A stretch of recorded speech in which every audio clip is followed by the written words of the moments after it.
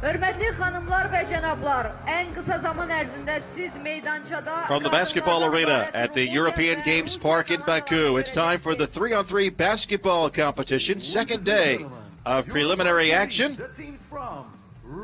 This is the afternoon session, the first session, the first of two for the day. Here at this temporary facility, it seats about 1,800 for basketball on the shores of the Caspian Sea. And our first game will feature Romania against Russia. The big thing to note there, the temperature, 38 degrees. It is very, very warm. A little bit more wind than we saw yesterday as well. So the wind and the sun will be the X factor in these games. And we expect that the players suffer a lot.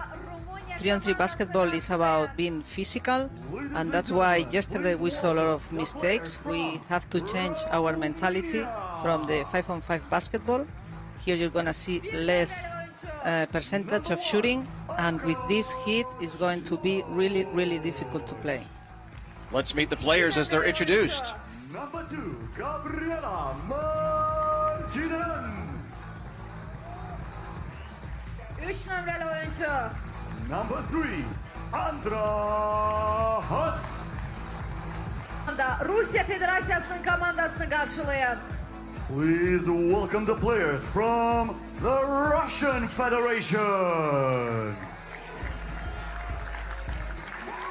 7 nömrəli oyuncu.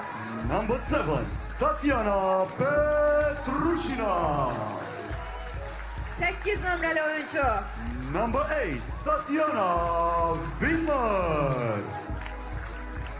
9 nömrəli oyuncu. Number 9, Maria Germanova. Ve 18 nömrəli oyuncu. And with number 18, Anna Leshkonteva.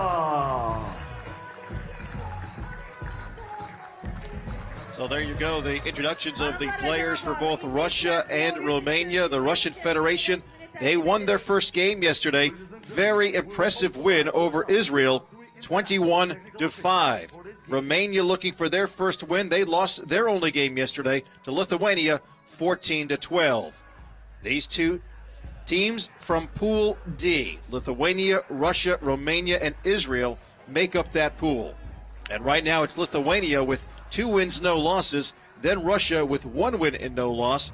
Romania, no wins, 1 loss. Israel, no wins and 2 losses. For those of you that might be new to 3-on-3 basketball, as you look at the standings, 3-on-3 basketball played on a half court, about half the size of a regulation 5-on-5 court with 1 basket. Points scored near the basket or within the arc are worth 1 point. And shots made from outside that arc, which is typically the 3-point line in 5-on-5 basketball, shots made from out there are worth 2 points. The games are 10 minutes in length unless one of the teams gets to 21 points, at which time the game would be over. A good look there at the court, the 3-on-3 basketball court. And we are just a few seconds away from Romania and the Russian Federation, our first of 6 games in this morning's or this afternoon's session here at the 2015 European Games in Baku. And the first shot of the game, Romania's Anca Sipos with the 2-point conversion. And Romania needs to win this game. Lithuania has already 2 wins and is going to play later Russia. So if Romania win now, they're going to play, this is what I think, between Romania and Lithuania is going to be the second position of the group. So now they have to play their best if they want to achieve something interesting in this Pool D. Romania in the yellow, Russia is in the red. The Romanians, Sipos is number 1, Marginin is number 2, Haas number 3, Ursu number 4. For Russia, Petrushina is number 7. And a nice layup there by Marginin of Romania. Vidmer is number 8 for Russia. Cherepanova number 9. And Leshkovtseva is number 18 for the Russians. And a foul on the play. Romania with a 3-0 lead here in the early going. This is a rematch of the 2014 FIBA 3x3 European Championships, which were held in Romania. Russia ended up winning that game on way to winning the title. 3 of the 4 players that were on that Romanian team are here. The only exception is Sonia Ursu. 2 of the players from that winning team from Russia are back, Cherepanova and Leshkovtseva. 4-0, Romania leads. We are 45 seconds into the game. And that's a surprising start for the Romanians, that they know that they need this victory so much. That's why they start a little bit more focused. Shot down low, no good for Russia, taken over by Romania. Sipo's driving, shot blocked, but she was fouled on the play. And Romania is shown to be a very aggressive team, going after the basket. And we could see 2 players in one side, open space on the left just to try the layup. Sipos hits the free throw, 5-0. And the Romanians have the lead. Much better start for Romania than in their first game against Lithuania. Dropping a 2-point game to Lithuania, 14-12 yesterday. The Russians got out to an early lead over Israel yesterday and never let up. They beat Israel 21-5, a very impressive first game for Russia, but a much slower start today. Romania looking for a little revenge from last year's European Championships, which made the loss even more difficult for Romania was they lost it in front of their home fans as that tournament was held in Romania. And today they looked a completely different team. They play with a little bit more of quickness, and they are a good team in offense and defense, and today they are showing, at least in the first minutes. Nice pass down low to Sipos, and Sipos missed the easy layup. By the way, if you've noticed, the players not wasting a whole lot of time. They are shooting the ball quickly. The reason for that, it's a 12-second shot clock for 3-on-3 basketball. So it is fast, it is furious. You've got to be a great athlete as well. You have to play offense and defense back-to-back very quickly. No rest time whatsoever. But it's a fun game to watch, very fast pace. They play the music in the background. 4 players on a team, 3 on the court, and 1 substitute.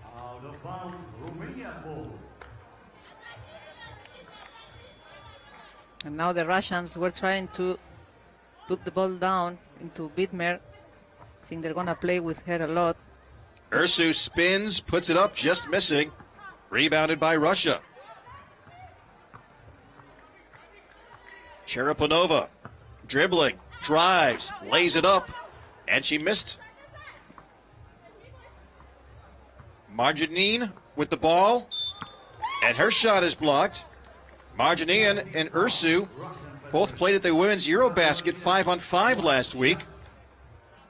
As you look at Marjanin, she briefly played in the WNBA of the United States. Missing her free throw, gets her own rebound, and puts it up for the basket and the foul. And that's the typical play of 3-on-3 basketball. It's so important, the offensive rebound, and that gives them another chance to score. That's so clever.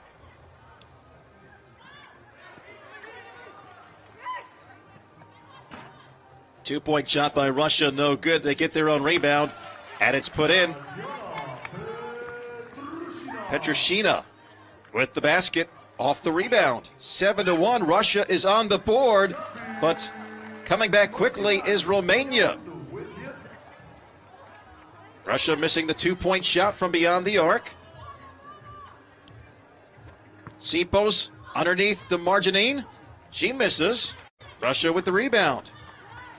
7-2, 7 minutes, 15 seconds to go. And the basket underneath by Vidmer, and she draws the foul. That's what they should do all the time. They start the game hesitating. I think the heat is a factor for them.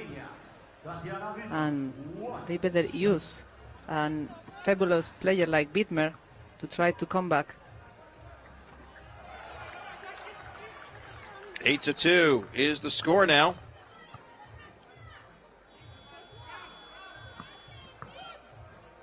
Nice spin move and the layup by Marjanine. She now has 8 of the 9 points.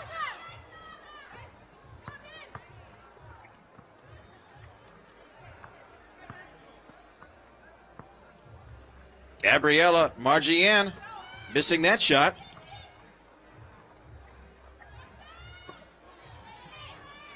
Correction on the stats that we're looking at. It's Margian with 6 of the 9 points for Romania.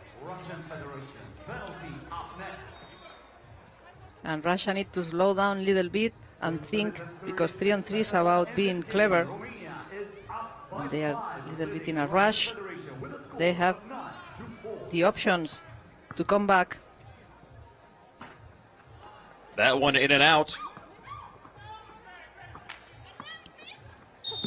Cherapanova may have been fouled under the basket. You see her here trying to drive. Might have stepped out of bounds. Timeout called on the floor. Each team gets 1 timeout during a game. Romania 9-4. They are shooting 42% from the floor, 5 for 12 with their shooting. Russia 3 for 8, 38% so far. From 2-point land, Romania has made 1 of their 2 shots. Russia 1 for 3 from beyond the arc. Cherapanova with 2 of Russia's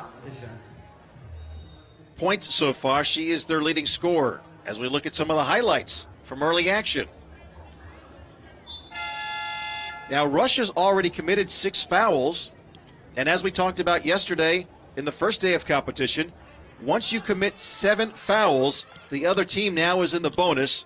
They will shoot 2 free throws every time you commit a foul. Once you commit 10 fouls, not only does your opponent shoot 2 free throws, they get to keep the ball.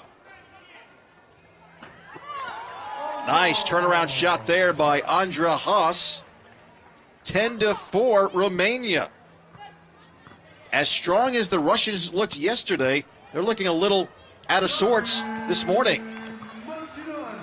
Marginan with a nice basket. It's 11-4. And a foul now, a little pushing going on with Haas and the Soviet player Leshkovsteva.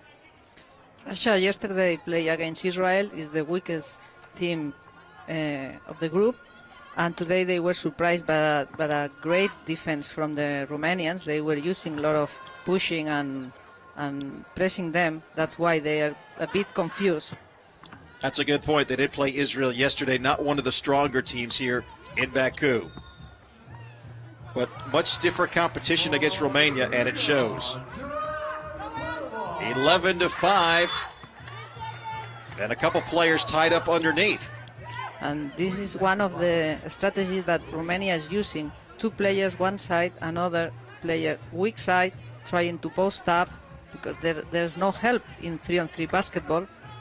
They do this or playing the one-on-one face-to-face. They know how to use the space. They have figured out the one way to stop Gabriela Marginian, and that is to hold her underneath the basket. Leshkovtseva was all tied up with the Romanian player. Marginian has 7 points already in this game. And here she goes again. You can make it 8. They have not been able to stop her. Nice play down low. And a basket for Russia by Widmer. Marginean, she's been unstoppable during the whole game. 2-point shot by Leshkovtseva. And one more time, the same play with Marginean posting up. Nobody in the weak side to try to help.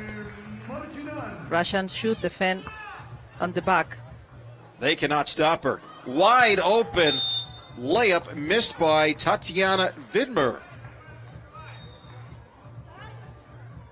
And I don't understand why Russia is defending Marginean at the low post in front of her. Just go behind and try to defend the one-on-one. Because as I said, there's no help from the other side. This is 3-on-3 basketball. Marjanian is 1.82 in height, meters, 6 feet tall. Russia's got a couple players. In fact, 3 of their 4 players are all taller, but they have not been able to hold her in check. She has 10 points, 10 of the 15 points by Romania. Make it 11 of 16. Leshkoseva missing. Rebounded Russia. 2-point shot is good. Petrushina.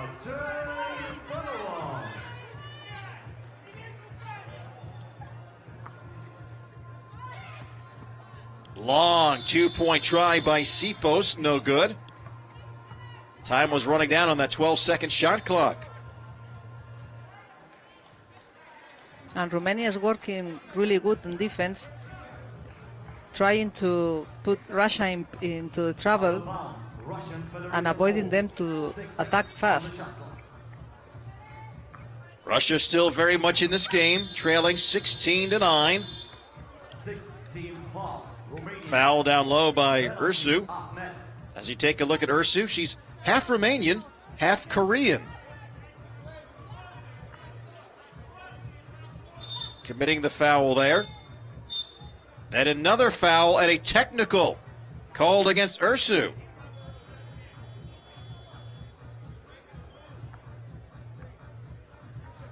At least I saw the referee indicate with a T. I thought he was calling a technical. Apparently not. Just a foul. And a warning. 6 fouls now committed by the Romanians. 7 by Russia. Basket low, down low by Leshkopseva. Russia is down by 6. Now it's a good defense from Russia. And Leshkopseva asking for substitution because it's so hard to play in this heat. Just walking around today in Baku, you could feel that heat coming down. Russia kicks it back out. 2-point shot. Rattles off the rim. Rebounded by Romania. Here comes Marjanian. And she draws the foul. Actually, that was Sipos. Anka Sipos, 29 years old. Ranked 37th in the world as far as 3-on-3 women.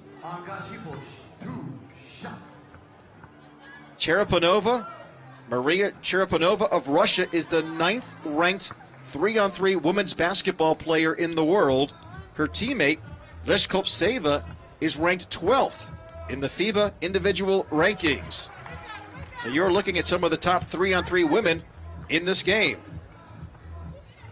17-10, Romania. And a travel called on Cherepanova. Looked like she took an extra step, and the referee in the backcourt saw it. She was claiming for a foul as well because she get hit, but here referees allow the contact. Pass down low for Sipos, kicked out of bounds, and Russia takes over.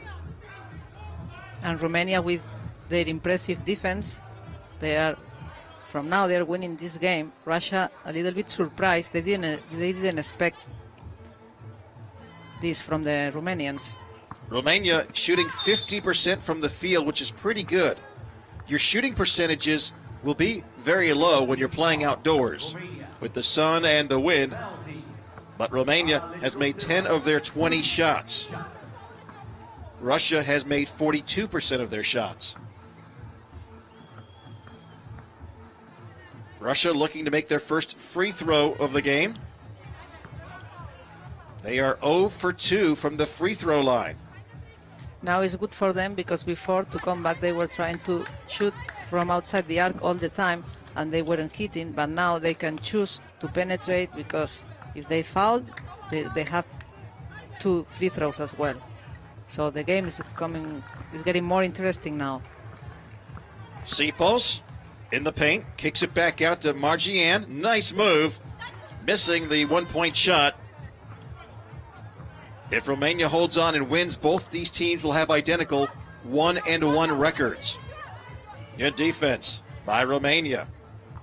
This is Ursu. 5 seconds on the shot clock. She drives, and she is fouled. Petrushina called for the foul. That's a good foul, as Ursu would have had the easy layup. Yeah, but easy layup is 1 point. Free throws, you can score 2. So you have to think what you want to do. But from what we see, that's a good point. That's the difference between the 5-5 game. But from what we see, they are not having a lot of good percentage in free throws. But that's a factor that you have to count on. Long 2-point try is no good.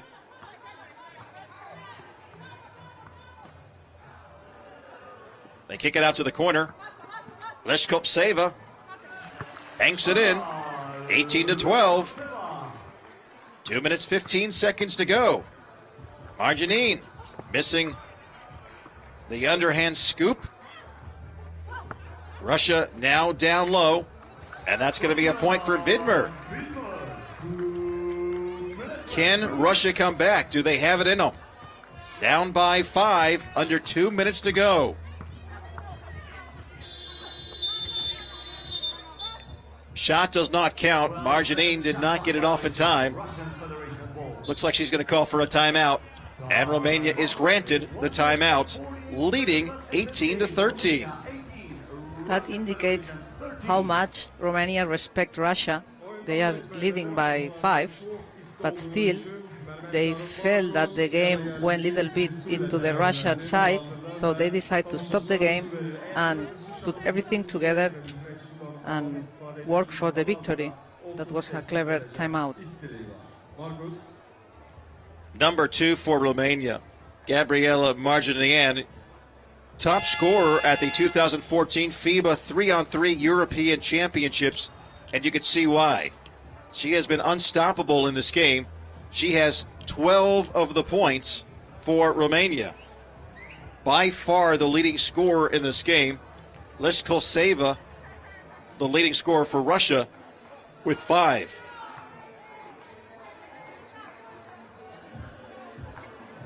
So it's getting late, down to 1:45. 2-point try by Russia. That would have been huge. Would have pulled them within 3. And they make that one to pull within 3. 18-15, a minute and a half to go. Oh, they are playing more clever, the Russians. Shot by Sipos is blocked. That shot missing the mark. She had to throw it up as the shot clock was winding down. Leskopseva can't get it to fall. It's a pity because that would be a point plus 2 more from the free throw line. Could have been a 3-point play, you're right. You see the block underneath there by Vidmer. But they call offensive foul.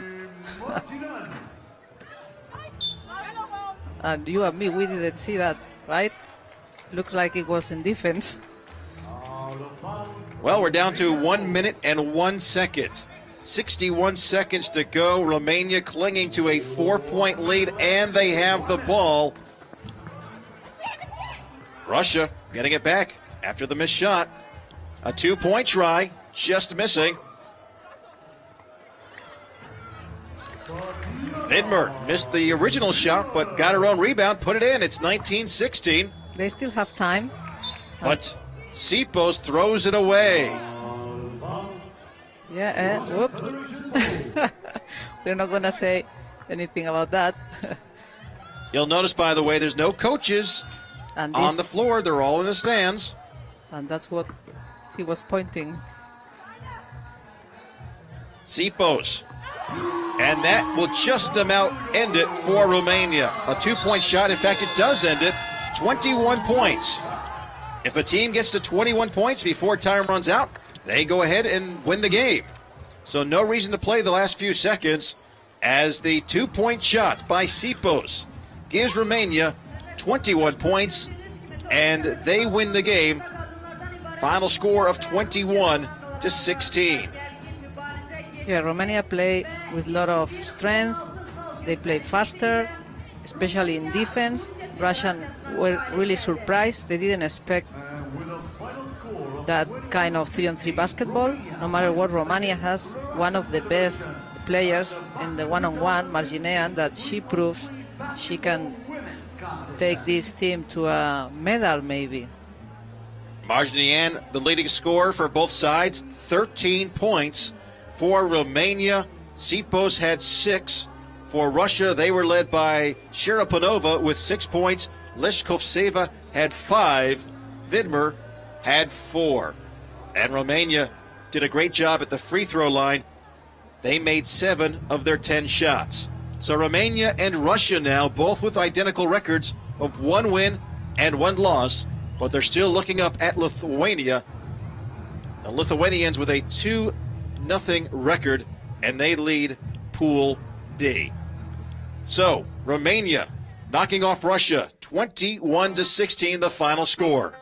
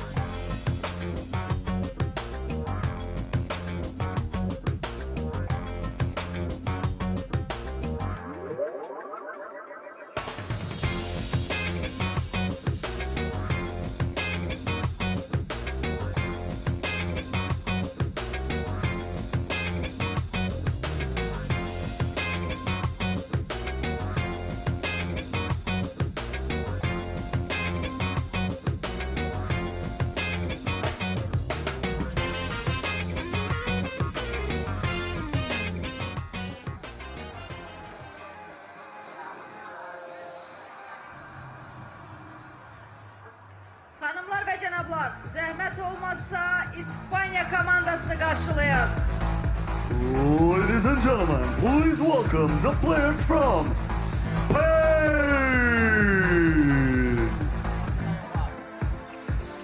Bir numaralı oyuncu, Number 1, Jose Martin. 2 numaralı oyuncu, Number 2, Alejandro Llorca. 3 numaralı oyuncu, Number 3, Sergio de la Fuente. ve 4 numaralı oyuncu. And number 4, Juan Vasco. Hanımlar ve cenaplar, indi ise oyunun hakimlerini karşılayın. Please welcome the referees for this game, Gianluca Mattioli from Italy and Vlatki Seranu from Romania.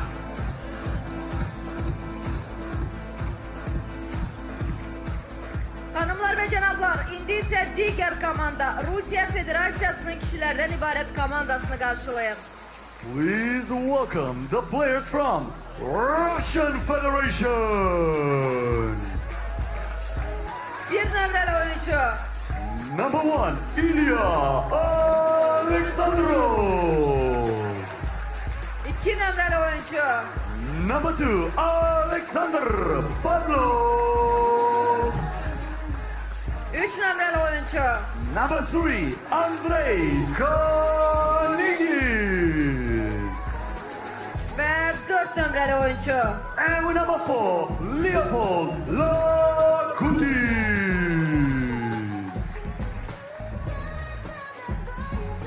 Hanımlar ve cenaplar, indi ise bu oyun için 3 The players have been introduced, and we are moments away from play here between Spain and Russia. Men's Pool B action. This should be a good one. Both teams won their first game yesterday. Russia beat Belgium 21-12, a very impressive performance by the Russians. Spain a 19-9 winner over Turkey. So two teams that looked really impressive in the first day of preliminary competition. And a reminder that all of these games, yesterday and today, are just to help with the seedings for the tournament. All 16 men's teams will be in the tournament, which begins tomorrow. And this game probably is going to decide the first position of the group. They are showing like great level both teams. And Belgium and Turkey, the other two teams, they are not that consistent. We saw like an amazing performance yesterday with a lot of shootings, the game that they play against each other. But then when they play Russia or Spain, you could see the difference. So this game is the key to see who is going to be first. And you saw the standings. Belgium with already one loss. Turkey already has lost twice. For Spain, Nacho Martin, Alex Yorka, Sergio De La Fuente, and Juan Vasco. For Russia, it is Alexandrov, Pavlov, Keniging, and Lagutin. They flip the coin, and you can decide whether to take the ball first in the game or take the ball first in overtime. Russia getting the ball first. They are in the red. Spain in the white. Spain ball.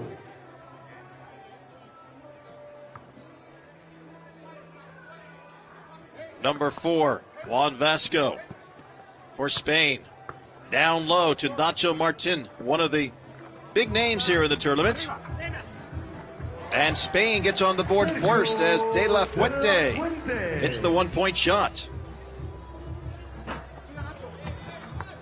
Rebounded Martin, but it was taken away by Kengian. Russia's shot down low is blocked.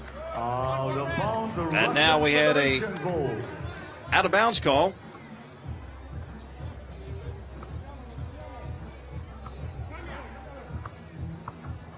Russia with the ball, trailing 1-0. Alexandrov stops, shoots, grabs his own rebound, passes off to Kangin. 2-point shot, no good. Tip and a foul underneath. And good work this time from the Russians, putting pressure on the offensive rebound.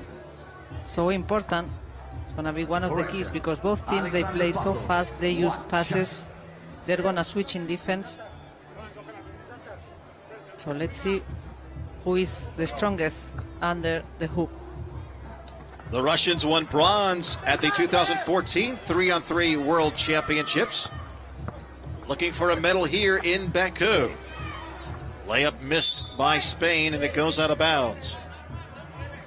The Russians with two players back from that team that won the bronze medal, Pavlov and Alexandrov. Score tied at 1 after 1 minute and 4 seconds played in this game. And for substitutions,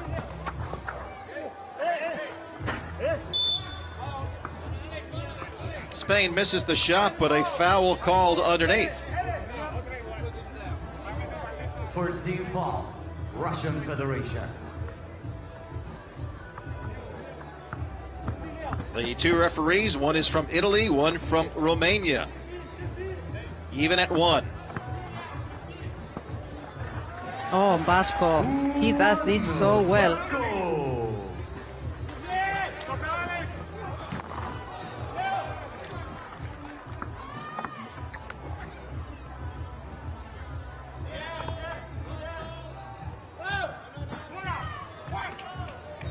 Spain with the rebound and the lead 2-1. Second day of preliminary games here at the 3-on-3 basketball venue at the European Games in Baku.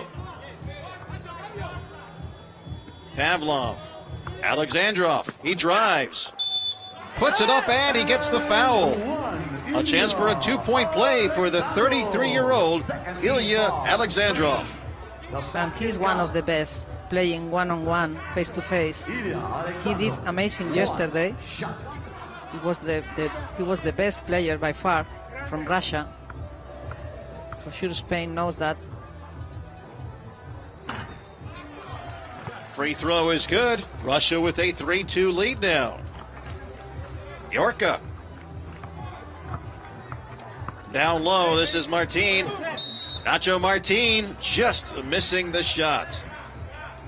Second team foul. Russia. One of the big names here. Jose Martin. One shot. Martin plays in the top Spanish league.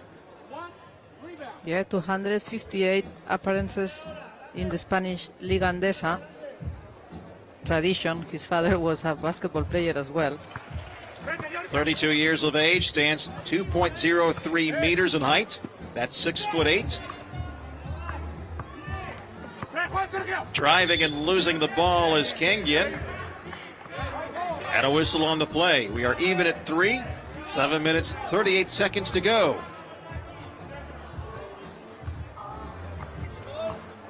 Yorka, top of the key.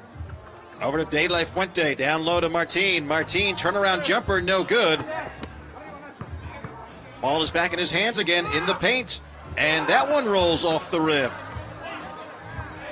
Martin cannot get the ball to drop. 2-point shot by Russia. No good. And a rebound by Kengian, and he draws the foul. And it's getting physical this game. They know how important it is to be big and strong under the hoop.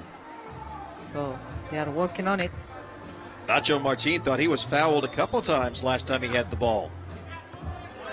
Russia with a chance here to break the 3-3 tie. They missed the free throw. We've seen a lot of teams struggle with free throws in the sun and wind. That time, Yorka draws the foul underneath.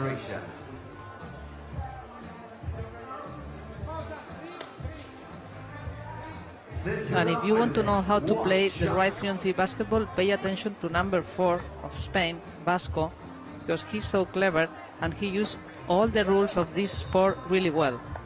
He grabs his own rebound on the missed free throw, but misses the shot off the backboard. Russia kicking it out for 2, and they make it. Ilya Alexandrov. 5-3 Russia. Down low. Basket made by De La Fuente. The youngest player on the Spanish team, 25 years of age. And you can see how fast the action is, back and forth. As soon as you make a basket, you have to play defense. There's no time to rest whatsoever. That's why they make a lot of substitutions in order to keep the level. You saw Pavlov lean in and draw the contact and get the foul. Neither team in the bonus yet, so just one free throw. Once a team reaches 7 fouls, then it's 2 free throws. 2-point shot, no good. Pavlov gets it back, and he was pulled by Yorka. So he'll go back to the free throw line. It was an error in defense. Yorka was somewhere else. Actually, it wasn't a foul committed while shooting, so Russia just keeps the ball. Nice block there by Nacho Martin. And this is what we like to see. It's what you like to see if you're a Spanish fan. If you're a Russian fan, not so much. Okay, you're right. Long 2-point shot, in and out. Rebounded by Spain. You can see a lot of contact and the block by Pavlov with authority. I like to see this too. I'm gonna be fair. It was an impressive block. Pavlov coming off his man and not just blocking it, but blocking it with authority. Ball went out of bounds and Spain got to keep it, and they capitalized with the basket. That's worth 2. Alexandrov.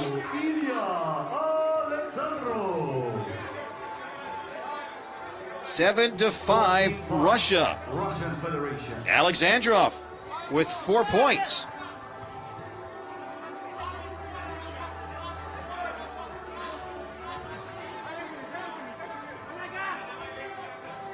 Russia has taken 10 points, or 10 shots from beyond the 2-point line. They've made 2 of them.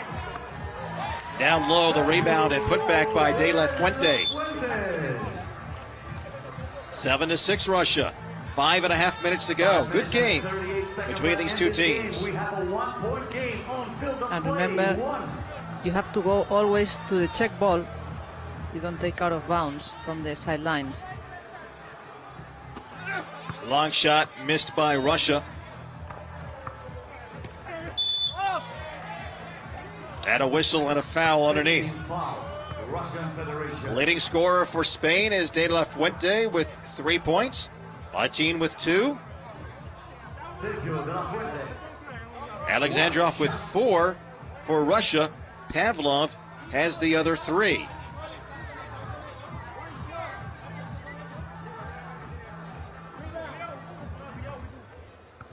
Russia with the lead, but they've only shot 19%, or check that, 20% from the field.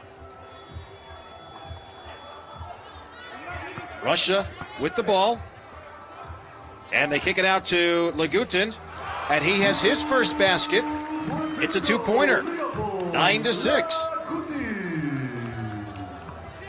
Yorka drives and throws it up and puts it in. Nice play by Alex Yorka, 26-year-old player. Now we got a little one-on-one basketball. Russia kicking it out. And Alexandrov with the push underneath. Both players were battling. And I believe they got Alexandrov on that one. Knocking down Yorka.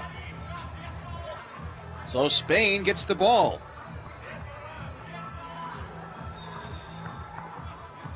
Yorka with the spin. Down low, De La Fuente. And he turns and puts it in. 1-point game. Pavlov, no good. Pavlov with it again, but he's hit the deck, and they're going to call a foul on Yorka. 16 ball. Spain, penalty up next. You can see how physical this 3-on-3 game gets. There's not a lot of room. It's a small court, obviously. That's why you need to know and understand so well the space where you have to go. And Russia is doing this perfect today. 2-point shot by the Russians, no good, but they follow up their own rebound. And the basket put in by Alexandrov. Backdoor pass, nice play, and Yorka gets the basket. Is no good, no basket, no clear ball, no basket. They've waved off the basket. Apparently there was a foul, perhaps, away from the play. Either way, Russia has the ball. Alexandrov missing that one. Underneath, Kangin got the rebound, puts it in. 11-8 Russia over Spain. Martin comes back with the basket. 11-9. You can see just how fast this game is.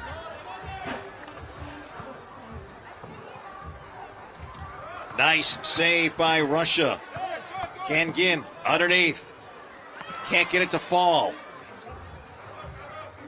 Spain with a chance to tie with a 2-pointer. Instead, it's Martin underneath for 1. 11-10. Spain with the rebound. And now a chance to tie or take the lead. Yorka for the lead. No good. Kangin now from the corner. No good. Under 3 minutes to go. And a foul underneath. Kangin hit the deck. That is the 7th foul committed by Spain. So now Russia is in the bonus. Every time they're fouled, they will get 2 shots. Timeout called on the floor. You'll notice no coaches on the sidelines. They're in the stands. The players have been empowered to call their own plays, to call timeouts, to do it all. One of the unique rules of 3-on-3 basketball. And that's why it's so important that the player who is sitting in the bench, he has to do like coaching actions, because from there you can see what's going on and advise your players. So it's like the second coach. Yeah, that's a good call. He becomes the de facto coach on the floor. You're all welcome to join in. Come on. Yeah, look at it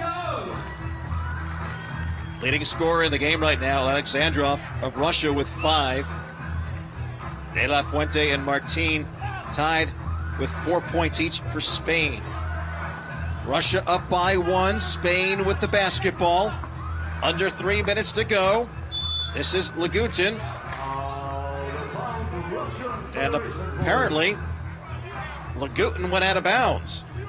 Looks like it was out of bounds. Or Vasco, I should say. So Russia has the ball. Pavlov for 2. No good. Pavlov gets it back. Alexandrov to the outside. Lagutin missing. Spain with the ball now. 2:20 to go. 11-10 Russia. Shot clock down to 4. That was clever from Alexandrov. They better shoot. Not in time. The 12-second shot clock expired. And Alexandrov in the play before, he was pushing and suddenly he just moved back. That's why Nacho Martin fall. See, that's clever. That's from the streets.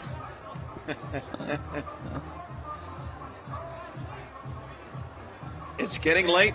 It's been a highly contested game. They're even going at it on the bench. In the paint, turnaround jumper, off the backboard, no good. Russia for 2, no good. Kang Ying underneath, it's good off the glass. 12-10 Russia, but now we're tied. And it's so interesting how they leave one player outside the arc, both teams, in order to try to score the 2-pointers. Nacho Martin tied it up. Russia, though, takes the lead. Alexandrov. Back and forth we go. And the shot by Vasco is no good. But he draws the foul, and Vasco will go to the free throw line. He'll get 2 shots. And sometimes he just starts dribbling and dribbling from outside the arc, trying to drag his defender under the hoop because he's so strong. You won't see him so often play one-on-one, face-to-face. Spain has made only 1 of their 4 free throws. Make it 1 of 5 now. And then a foul called against Vasco. Looked like he got Pavlov in the face. 1 minute, 31 seconds to go. How important is to score from the free throw line. Pavlov should be one of the fresher players on the court. He's played fewer minutes than anybody else. He makes the first free throw, giving Russia a 2-point lead. And now it's 3. 15-12. Russia over Spain. 2 teams undefeated coming into this preliminary game.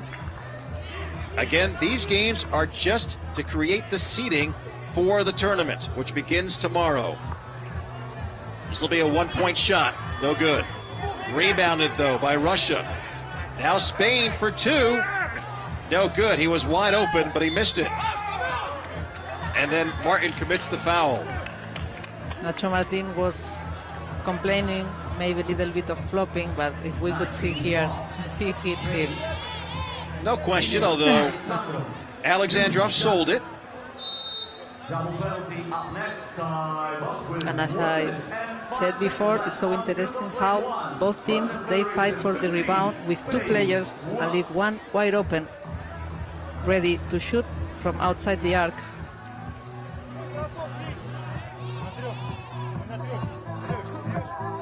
Three-on-3 basketball. It's been around, I think, forever.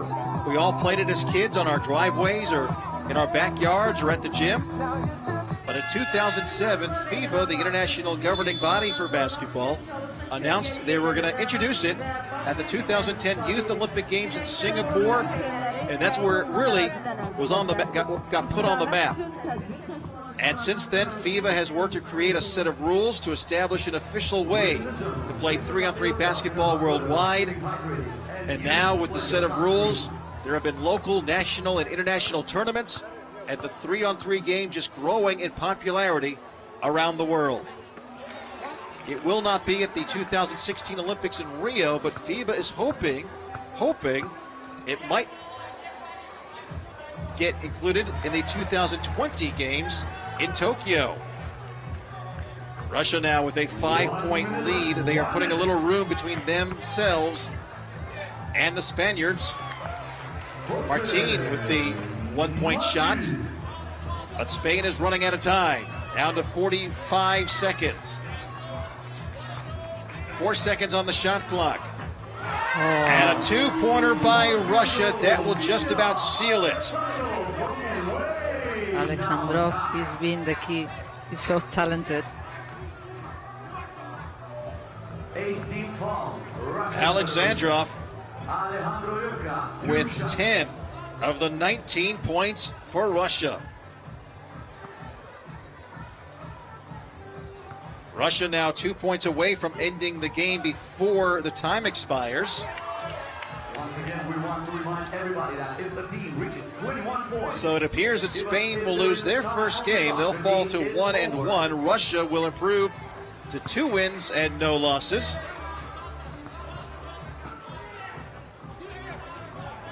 Final 30 seconds now.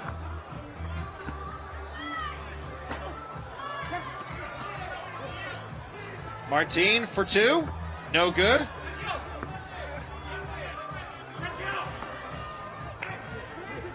Martin one more time. And he gets it there. 19-16. There's a slim chance if Spain can get a steal, they could somehow tie the game up. It's a 2-possession game. It's a very slim chance. Slim, bad. But it's still a chance, nonetheless. But now time is running down. Does not look like it's going to happen. Down to 2 seconds. All right, that's your ball game. Russia holding on. 19-16 is the final score. The Russians have won their first 2 games. In the preliminary stage, Spain's record now even at 1-1. And Russia is one of the strongest teams so far. They have Alexandrov, one of the players more versatile. He can play inside, outside, shoot. And it's so interesting how they play, how they pass, how they occupy spaces. And Spain, really, they tried their best. They are a good team, but they need to work a little bit more in order to reach Russians' level. Alexandrov with 10 points to lead all scorers. It was Martin with 9 points for Spain. And the final score, once again, Russia 19, Spain 16.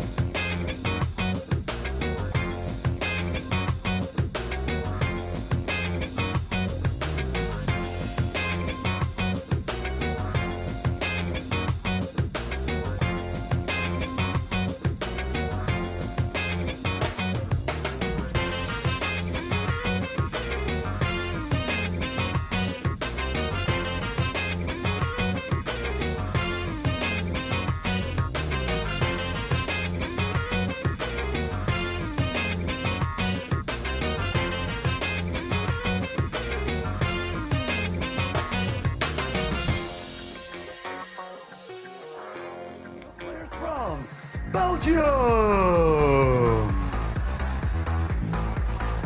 8 nömrəli oyuncu. Number 8, Anne-Sophie Strube. 10 nömrəli oyuncu. Number 10, Him Ben Abdelkader. 11 nömrəli oyuncu. Number 11, Sarah Lemon.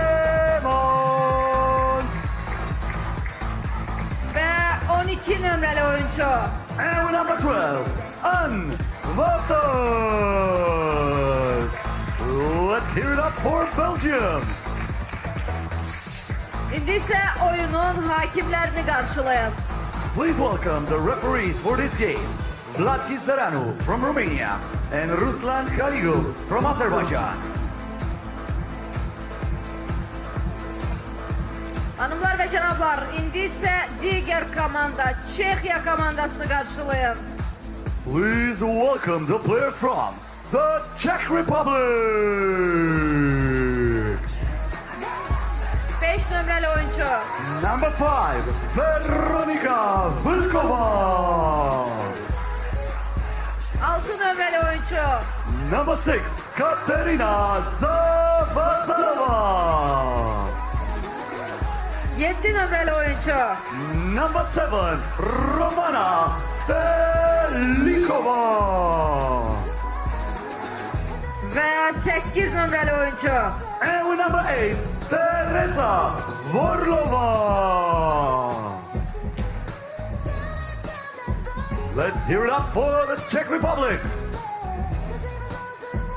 We continue our coverage of the 3-on-3 basketball tournament at the European Games in Baku. It is now time for Belgium and the Czech Republic, two of the stronger women teams here in the field. Belgium won their first game, beating Turkey yesterday 19-9. The Czech Republic also winning their first game. We'll check it. They lost against Ukraine 11-15. So that's why today is so important for the Czech Republic. If they beat Belgium, that would be a good thing, because we expect that then later on they beat the Turkish. And there you see the standings. Ukraine, 2 wins and no losses already in the pool. Belgium 1-0, the Czech Republic 0-1, and Turkey as well. For Belgium, Strube, and then Ben, Leemans, and Bauders. For the Czech Republic, Lakova, Zavazlova, Talikova, and Vorlova. You're going to see some of the best players on the women's side in 3-on-3 basketball, as both Ben and Leemans are tied as the second best 3-on-3 women in the world. And we are underway, Belgium and the Czech Republic. The Czechs, a very experienced team. Belgium beat the Czechs for third place at the 2014 World Championships. So you know the Czech Republic would love revenge here. Belgium with the first basket. And the Czechs come back to tie it. Belgium in the yellow, Czech Republic in the red. Nice, easy layup underneath by Ben. Now a 2-point shot. Stalikova. And we're even at 2. Again, a rematch of the bronze medal game from the 2014 FIBA 3-on-3 World Championships. Belgium won the game, and they have 3 returning players from that event, including Ann Walters, who played for a time in the WNBA. Yeah, and Wouters, one of the most famous post players in the 5-on-5 basketball, and now before she getting retired, she's enjoying so much this 3-on-3 basketball. She said that she plays with freedom, that she just enjoy, she doesn't think too much. It's a good thing to do. She is has won the European Player of the Year several times. Belgium with the ball, missing the long shot, rebounded by the Czechs. That is Lakova drawing the foul. 30 years old, 1.75 meters in height, 5'9". She scored 2 points in the loss to Ukraine.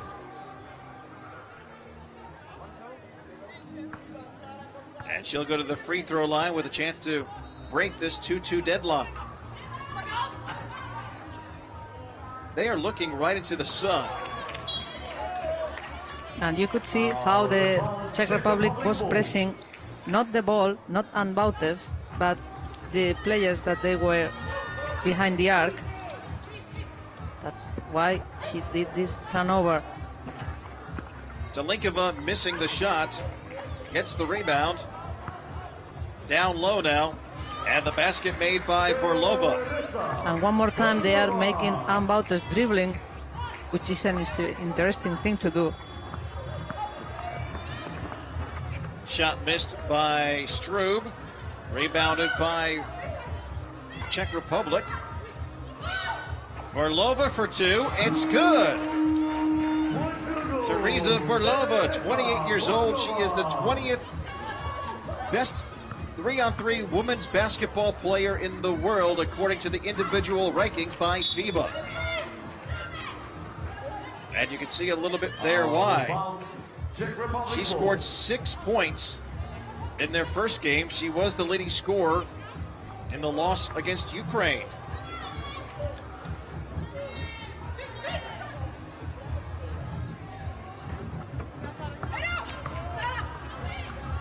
Lehmans with the rebound and a nice pass down low to Botters. The veteran player, 34 years of age, got the basket, but the Czechs come right back and get one of their own. And by now it's so interesting, both teams, how they work on the strategy, and Czech Republic using their brain, because they are doing interesting things in defense. I mentioned how Belgium beat the Czechs in the World Championships last year. 3 of the 4 Belgians are back. None of these Czech players, though, were in that tournament. So these are 4 different players for the Czech Republic. But they're playing well. 7-4, they lead. Wide open shot for Ben. She misses it. Gets the rebound, and she's fouled. Foul against Stelikovic. And every time they put the ball low post for unbounders, he has one pass and another pass at the top of the key.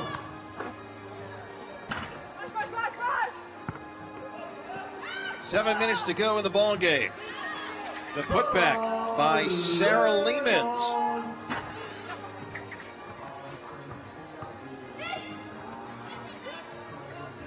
Lehmans to Strub, and Strub stepped on the sideline. She's out of bounds. And remember, the ball goes to the Czech ball.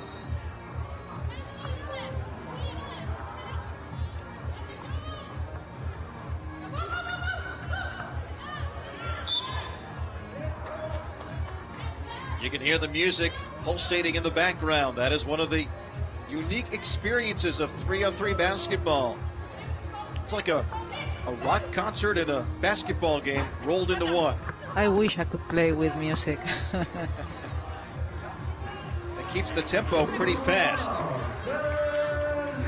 Zelinkova with a point for the Czech Republic. And now she plays some nice defense. Czechs up by 3. Zelinkova unable to get the pass. It was knocked away by Botters. And Botters off the glass for 1. 8-6. Long 2-point shot, no good. Taken back by the Czech Republic. That's why you have to offer always 2 extra passes, not turnover. Zavazilova, she jumped up in the air, and at that point she either had to shoot or find an open person, and she did neither. Belgium. The key is not to jump. Right. To have the 2 feet on the floor, then you can choose what you have to do. Yeah, once she jumped, she was in a lot of trouble. The fundamentals are the same than in 5-on-5 basketball. And you can see the Czech Republic really trying to put some defense on Botters. She is a big body down low, 1.95 meters, 6'5". Little turnaround in the paint, no good. And it's Belgium for 2, and that's good. Then, with 2 points for Belgium, tied with her teammate Sarah Leemans as the second best 3-on-3 women's player in the world, according to the individual rankings. And that 2-pointer evens the score at 8.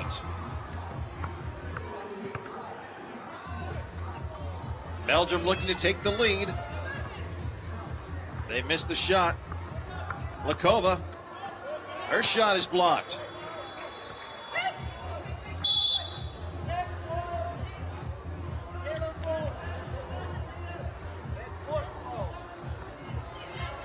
Stolikova, the leading scorer for the Czech Republic. She has 6 of their 8 points.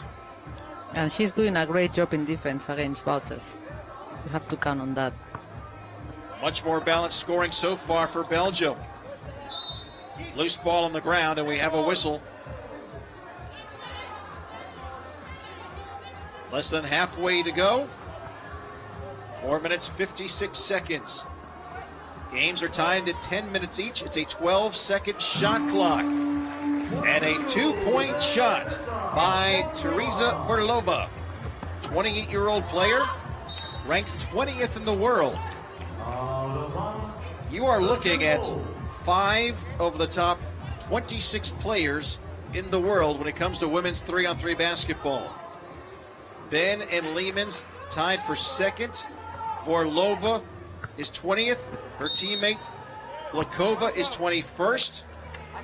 And then on Belgium, Strub 26th.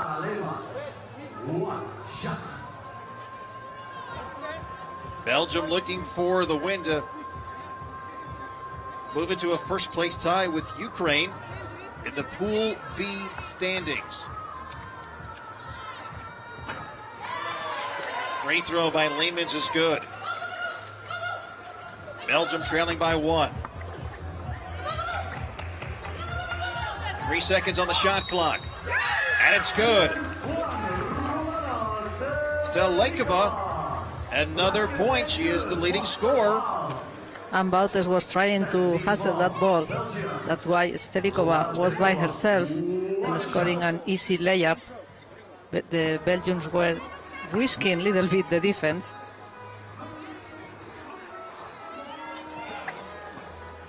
Twelve to 9 now, the Czech Republic leading. Belgium goes low. Botters kicks it outside. Long 2-point shot, no good. Rebound Botters. Another 2-pointer. And that one is good for Belgium. And Sophie Strub, 24-year-old, hits the 2-point shot. But right back coming the Czechs. Well done. Stolikova, who else? It was a mismatch, and the Czechs, they are playing clever. They saw immediately, they put the ball down for Stolikova to score an easy basket. And Botters for Belgium saying before the game, the shooting percentages are going to be lower because they're playing outside with all the wind and the sun. But the Belgians trying to adapt, and they plan to try to get more points in the paint because of the weather conditions. And it's, by the way, if we talked about it earlier, top of the broadcast, it is very, very hot today in Baku. 36 degrees. But if I would be Belgium, I would play inside a lot of the times in order to open up the field, no matter what the weather are, because you have Ann Wouters. But the Czechs, they are really doing an amazing job in defense.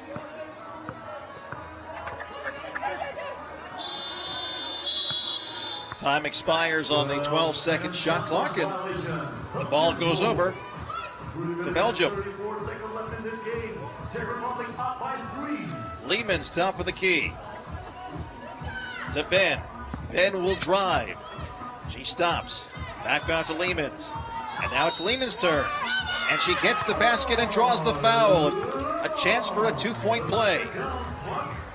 And you could see when Belgium play without unbouters, they play the 3 open and they just face the one-on-one, go straight to the hoop. Neither team in the bonus just yet. They don't keep track of individual fouls. They're just team fouls. Once a team commits 7 fouls, every foul you commit after that, your opponent gets 2 free throws, regardless if it's a shooting foul or not. Bouders can't get it to drop, but her teammate gets the rebound. That was Lehman's. We are tied at 13, under 3 minutes to go. Czech Republic putting the shot up, and it goes in. And now Bouders missing, gets her own rebound. That one's blocked. She continues to fight underneath. Look at her with her height. They can't stop her. Very impressive, but then Lakova was wide open in the corner. No time to breathe. Nobody was defending her. We are going back and forth. This is 3-on-3 basketball at its best. And, I was going to say an easy point there for the Czech Republic. But Zavzalova missed it. And now a whistle. Maybe they take a rest. And I always joke when these actions happens, I say, oh, she's looking for the stats when she rebound and rebound and rebound.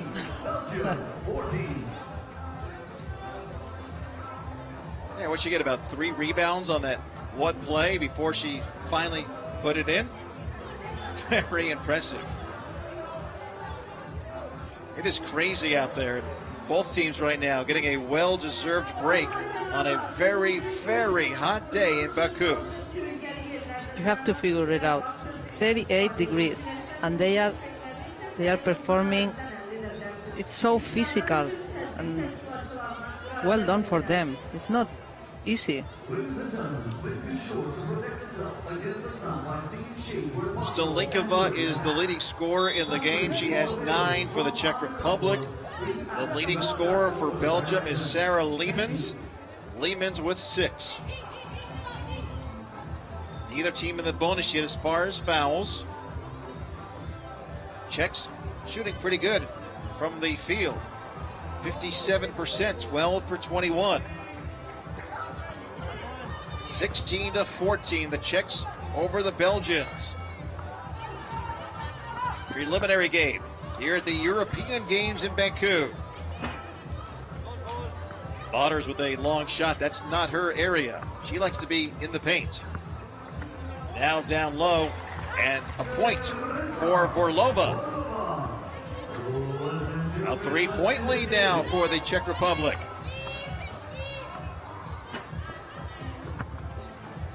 Belgium missing, and the Czechs have it.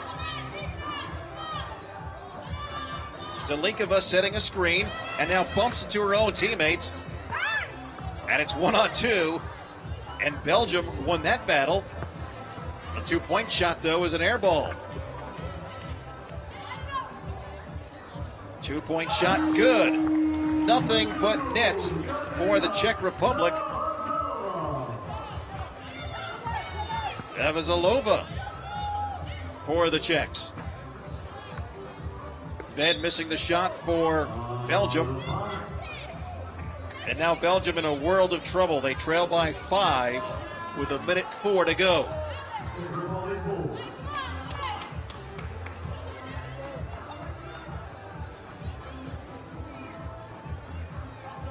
We're at the 1-minute mark.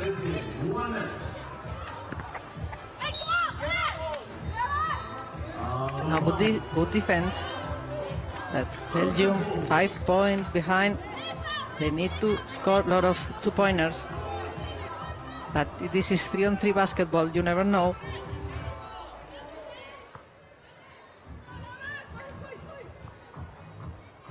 Belgium. Layup missed by Bauders. Rebounded by the Czechs. Czechs in good shape now. Long one-pointer, well off the mark. Belgium now top of the key. Near the free throw line. That shot is no good. And let's see who that ball went off of. They're going to give the ball back to Belgium. 30 seconds to go, though.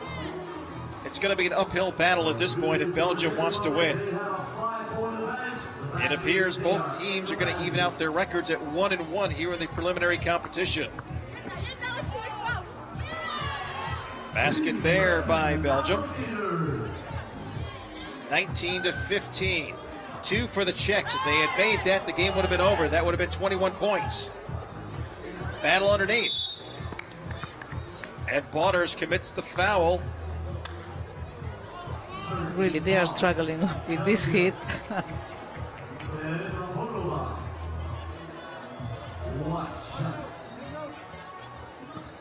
Teresa Verlova, 28 years old. The free throw, no good. Bauders with the rebound. They've got to bring it back out beyond the arc before they can shoot. A highly contested two-pointer is no good. It goes out of bounds. And the Czech Republic will have the ball. They've got a 4-point lead. 3.4 seconds to go. They will improve their preliminary record to 1 win and 1 loss. Final shot of the game, no good. But the Czech Republic with a win over Belgium. Both teams now with identical records of 1 win and 1 loss here in the preliminary phase in Baku. Stelikova did a great job from Czech Republic stopping Ann Wouters inside the paint. Plus in offense she was so active, and I think they were surprising a little bit the Belgians, especially when they were avoiding the attacks. Belgium had only maybe 7 seconds to play, and that's so difficult. So you see the standings now, both the Czechs and the Belgians chasing Ukraine in Pool B. Leading scorer was Stolikova for the Czech Republic. She had 9. Vorlova had 5. For the Belgians, it was Leemans with 6. And the Czech Republic a 19-15 winner.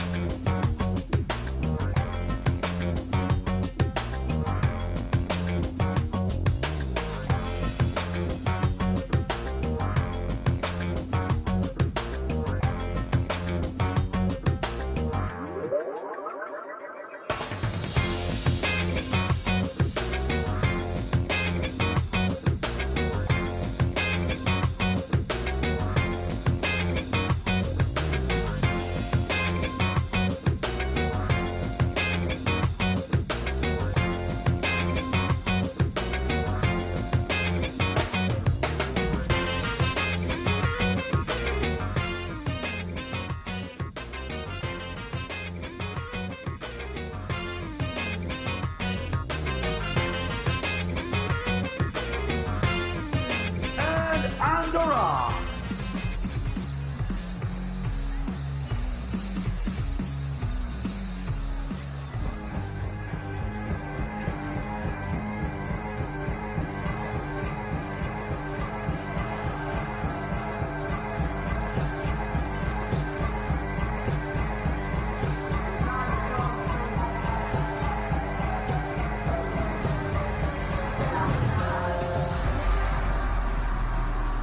Karşılayın Çek Respublikası'nın oyuncuları. Ladies and gentlemen, please welcome the players from Czech Republic.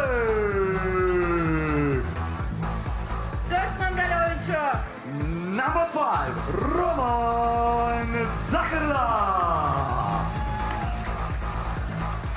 9 numaralı oyuncu. Number 6, Filip Zvranek. 21 numaralı oyuncu. Number 9, Kamil Zvrdlik.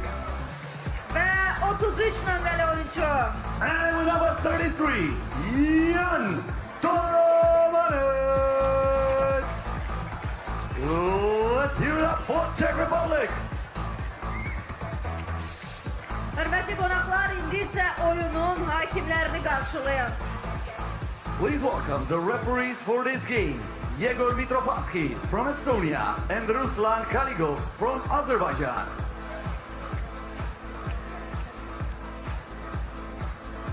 Diğer komanda ise Andorra yığmasıdır.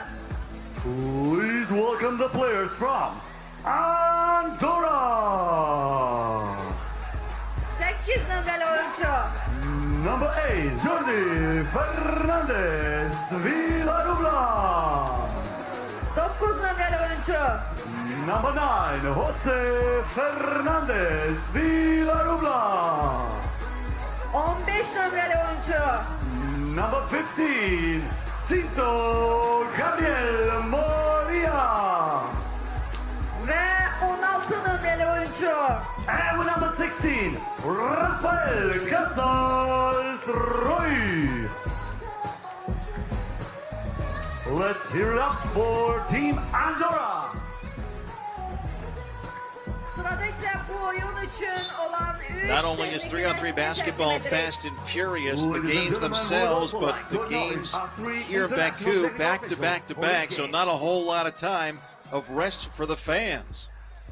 As we just finished a women's game, and now it's the men, the Czech Republic against Andorra, the 4th of 6 games here in the afternoon session. This is Pool D. Preliminary action. You can already see Azerbaijan, the host nation, with a record of 2-0. Andorra, 1-0. The Czechs lost their first game, and then Switzerland lost their 2 games yesterday. The lineups for both teams, again, 3 on the floor. There's 1 substitute, and you can substitute as often as you like. Zabranik, Zvidlik, Zakrula, and Tomanic for the Czech Republic. A couple Fernandezes for Andorra, Jordi Fernandez and Jose Fernandez, Cinto Gabriel, and Rafael Casals. That is Andorra. The Czechs were 6th at the 2014 FIBA 3-on-3 World Championships, but only 1 player, Zabranik, is back from that team. And the Czechs get on the board first. Andorra in the dark uniforms, Czechs in the white.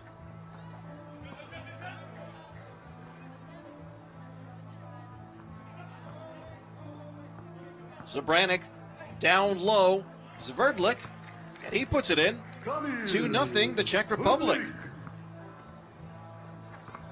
And we saw the coaches in the stands.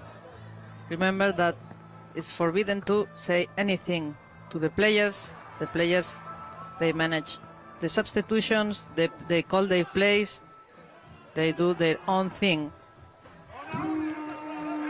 2-point shot by Andorra ties the game. Andorra finishing 16th at the 2014 3-on-3 European Championships.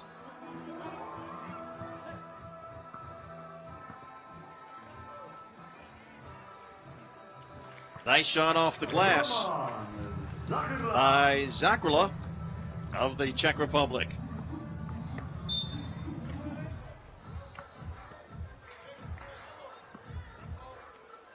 The Czechs lead. We're a minute 21 into the ball game.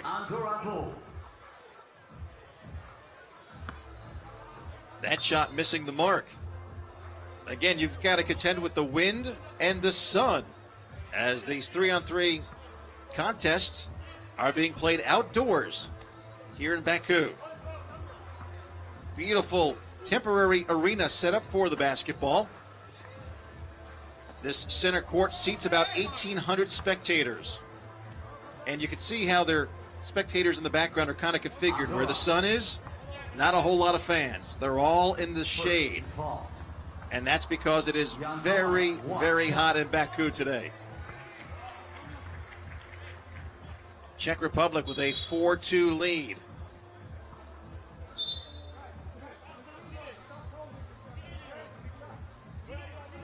The referees working this game, one is from Azerbaijan, one is from Estonia. Substitutions made. You can substitute as often as you like, but only during the dead ball. From his knees, he tried to make the shot. That would have been nice.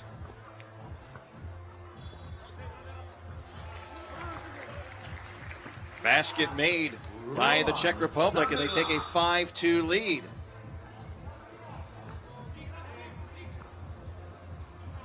That was Zakrla, Roman Zakrla. He has 2 points. Tomanic with another 2 for the Czech Republic. Sverdlik with the other point. The missed shot. The Czechs have it. Trying to go down low. Sverdlik, left hand, misses, gets his own rebound. That misses. And that's a big fight under the paint. Yeah, Sverdlik, 2.05 meters in height, 6'9". And you got Rafael Casals down there. He's 6'10", 2.08 meters.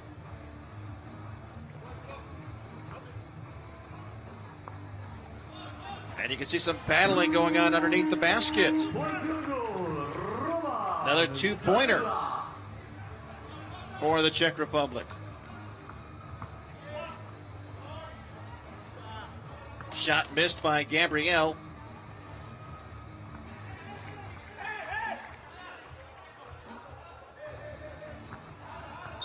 Down low in the paint.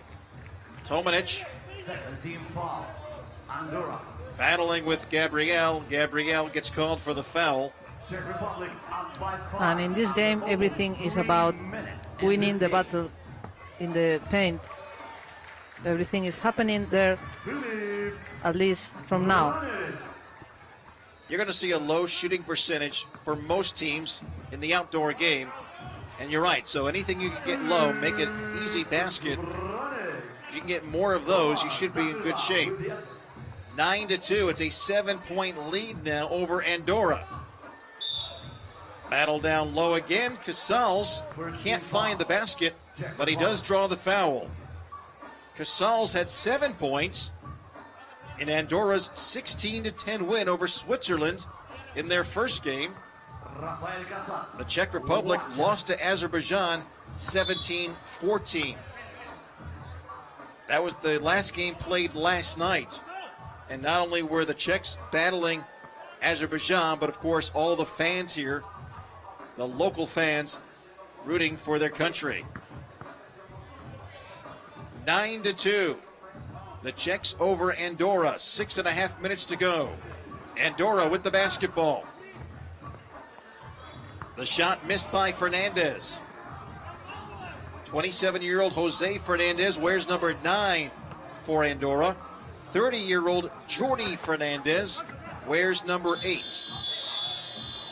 Well, second shot clock violation. Andorra ball. Shot clock violation. You only have 12 seconds.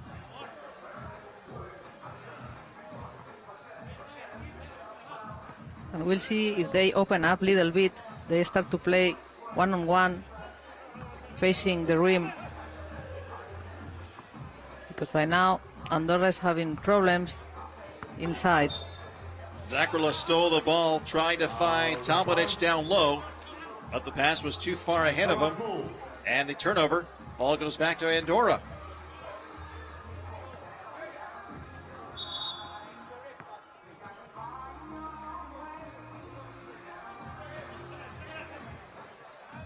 Andorra trying to slim the lead. They trail by 7. And Rafael Casals using the pick and roll just in case the Czechs switch the defense and he can try to play with the mismatch. That's in theory. Andorra missing the layup down low. Even though Andorra won their first game, they played a weaker Swiss team. The Czech Republics are considered to be a better team here, even though they lost their first game, but they played a very strong Azerbaijan team.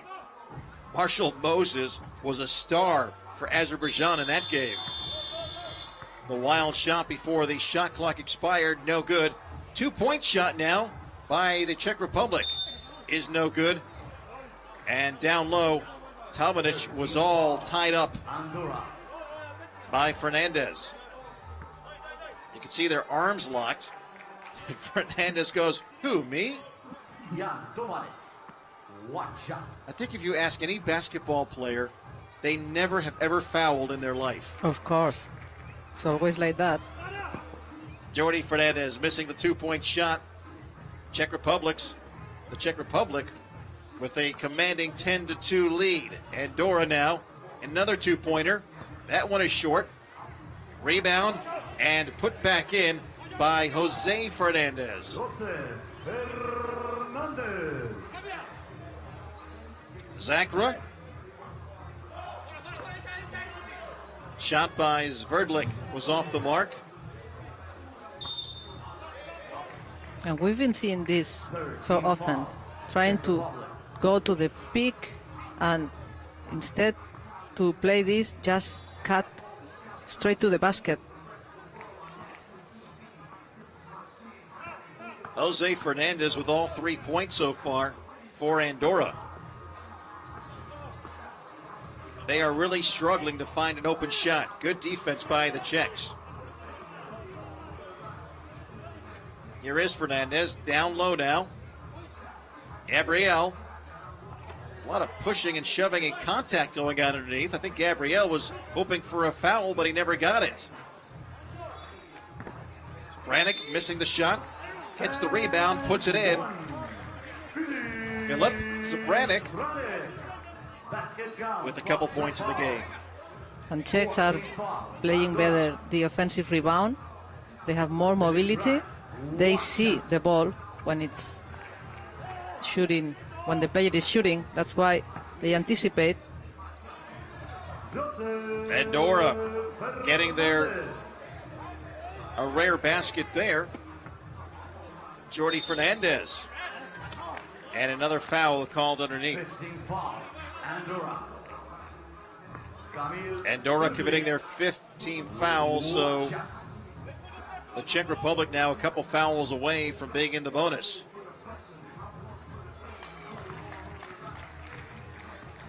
(13-4). Gabriel lost the handle on the ball. Out of bounds, Czech Republic ball. 3 minutes and 49 seconds left in this game. Czech Republic 13, Andorra 4. Again, if you're just joining us, these are preliminary games, 3-on-3 men's basketball at the Basketball Arena, 2015 European Games in Baku. These games will help decide the seeding for the tournament, which begins tomorrow. All 16 men's teams will be in the tournament. We're just trying to decide the seedings today. After this game, the Czechs have one more game against Switzerland, a game they should win. Andorra's final game will be against Azerbaijan. That's going to be a tough one for them. Nice little spin, but the shot was off the mark. Andorra for 2. Gabriel hits the shot. It's 13-7. Tomanic throws it up, but he got fouled just before the shot clock expired.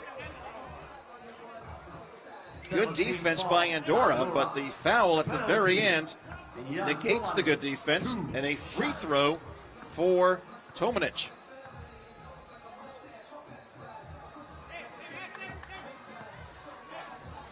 Tomanic with 3 points so far in the game. That's only the second free throw they've missed. Now they've missed 3. 4 for 7 from the foul line. Andorra underneath the basket and the foul. Basket counts plus the foul. Rafael Casals Casals. picks up the bucket, and he'll get a chance to go to the foul line now. Czech Republic. By the way, the basketball, it's a smaller basketball than the regulation 5-on-5 basketball used by men. And Andorra will have another shot. Both the men and women using the same size ball here in Baku. But the 3-on-3 basketball just a little bit smaller than your regulation 5-on-5 basketball. Yeah, that's why some of the players, men, they have to adjust because they are shooting with this is the ball where women play. And from next week, it's going to be a new ball. If you want to play 3-on-3, you can buy it. And the size of that ball is going to be 6, which means it's size for women, but the weight is going to be 7. It's the usual weight from the men's ball. Czech Republic was up by 9.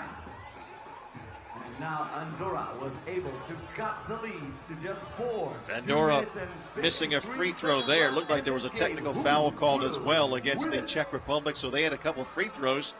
They made 1 of 2. And as poorly as they've started, they're in this game. It's 13-9. They trail by only 4. It's a 2-possession game.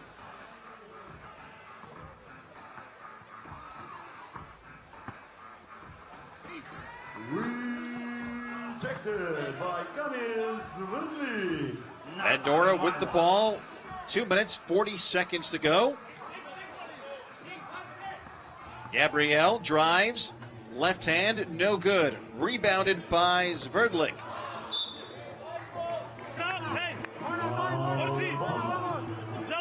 Czech Republic ball.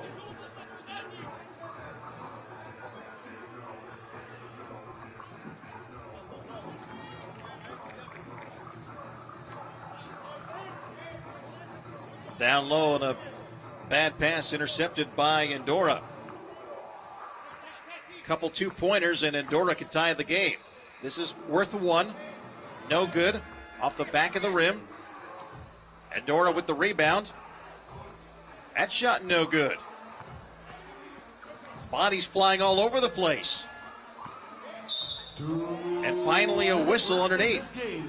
Foul called against Gabriel. Tomanic was able to draw the foul. Driving in. He banged his big body up against Gabriel and got the call. Tomanic, 2.06 meters in height, 6'9". And he cans the free throw. 14-9 is the score with exactly 2 minutes to go.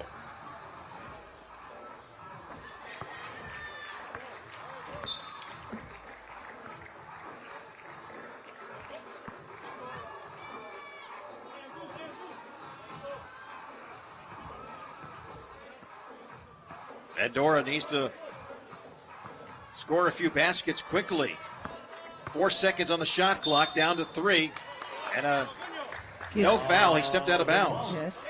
Rafael Casals trying to find some room underneath, steps out of bounds, and the 39-year-old turns the ball over. Andorra, one of the older teams, by the way. 39 years old, 30, 28, and 27 are the 4 ages of the players. And the shot clock goes off. That 2-point shot will not count. Well, Andorra was still in the game about a minute and a half ago, but they have not been able to score. They now trail by 6. And they need somebody to get hot really quick.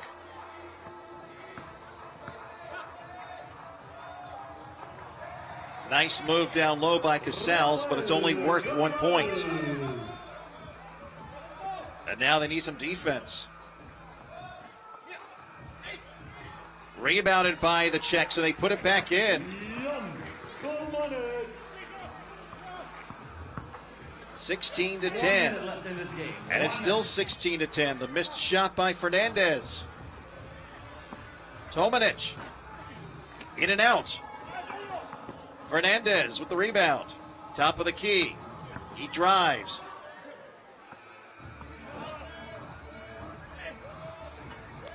Fernandez getting it down low, the smaller player with the bucket in the paint. And Tomanic is fouled. You can see how quickly there is a transition. In the 5-on-5 game, the transition takes a little bit more time as you run down the court. Here, as soon as you make a basket or miss a basket, immediately you have to go to defense. And as soon as you get the ball, immediately you're on offense. There's just no time to rest. You have to be able to dribble, pass, shoot.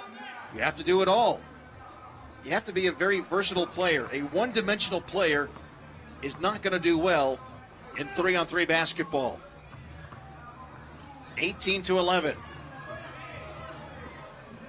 The Czech Republic's going to win the game. It's just a matter of figuring out what the final score is going to be, and that bucket's going to count. The basket and the foul. Roman Zakla with the nice shot off the top of the glass and a chance to make it a 2-point play.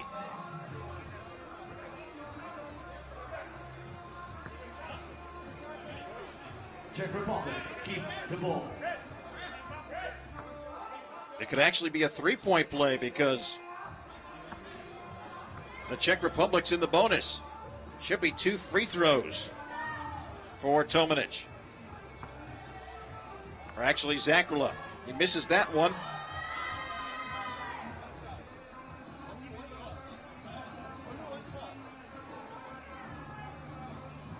There may have been a technical called as well.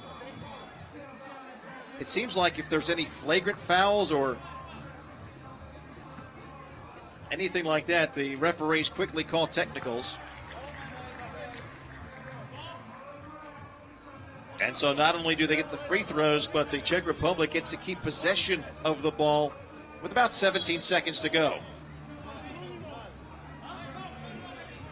The Czechs are going to improve to 1 win and 1 loss, and Dora's record will also be 1-1 after this loss.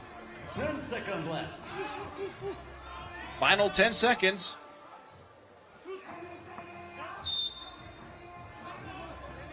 Out of bounds, Andorra's ball. Svidlik 2 stood out of bounds or stepped out of bounds. 9 points. So Andorra will get the final shot with 2.8 seconds to go. And they don't even get the shot off in time. So that's it. The Czech Republic with an impressive 20-11 win over Andorra. The leading scorer for the Czech Republic was Tomanic. He had 8 points. Zakula had 7. The leading scorer for Andorra was Jose Fernandez. He had 5. Rafael Casals had 4. And Czech Republic showing their strength. Yesterday they played against Azerbaijan, so it was a tricky game. But today we could see how they performance, how they try to be good in the paint and play nice one-on-one. Some of the highlights: the Czech Republic winning 20-11.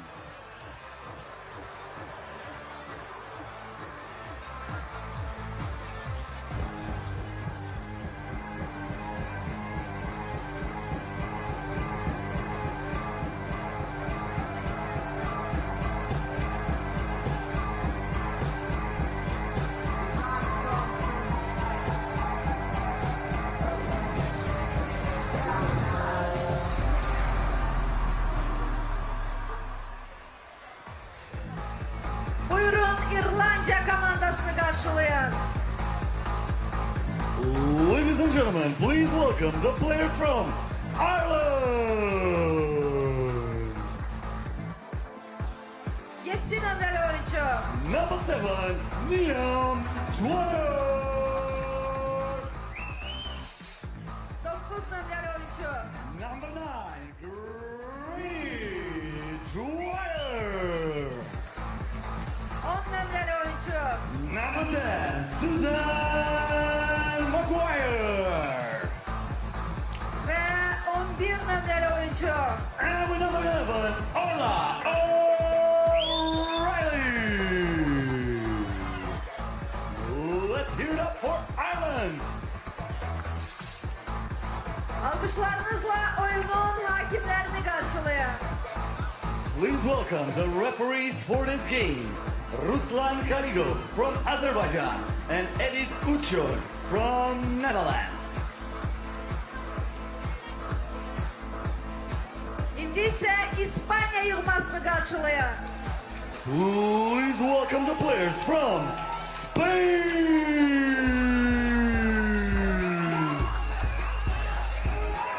5 numaralı oyuncu. Number 5, Rita Montenegro. 8 numaralı oyuncu. Number 8, Maria Gomez. 11 numaralı oyuncu. Number 11, Vega Jimeno.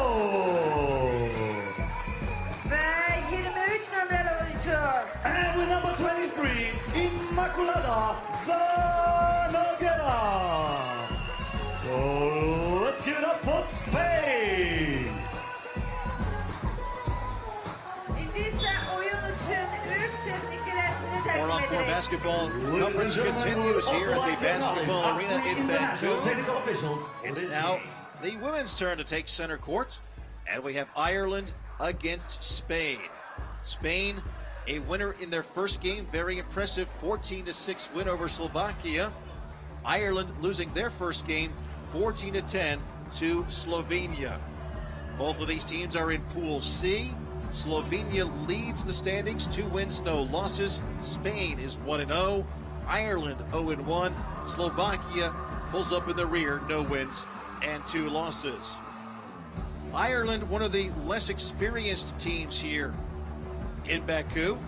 As you look at their players, Dwyer, McGuire and O'Reilly. For Spain, Montenegro, Gomez, Jimeno, and Zanoguera.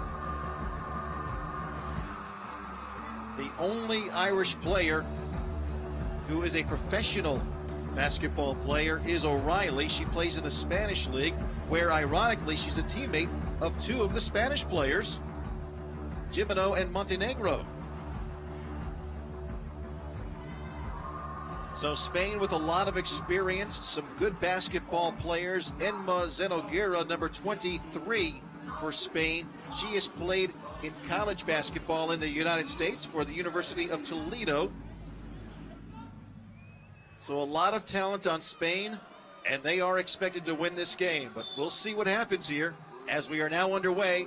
Ireland versus Spain, our second to last game of the afternoon session here in Baku. And the first shot of the game is no good. Rebounded by Spain. And down low, and the Spanish get on the board first. That was Jimeno.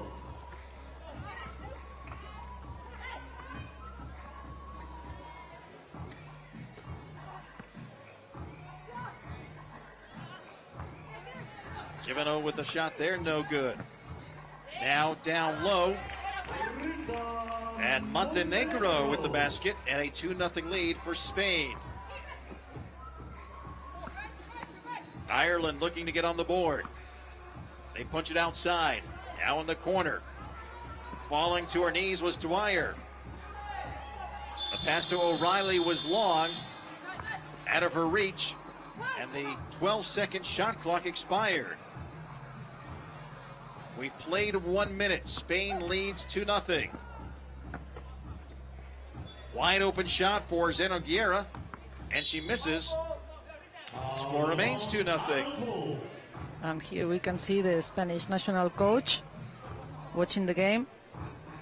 What the Spanish team they are trying to do is play first with pick and roll or a cut, and then play the one-on-one.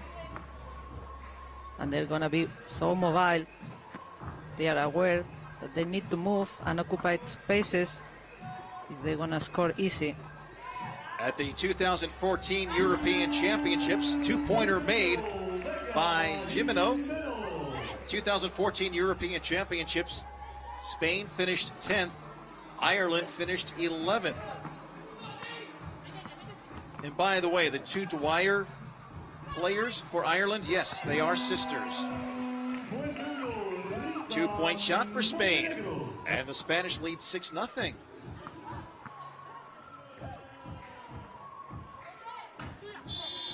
Ireland looking to get on the board, and they finally do on the rebound.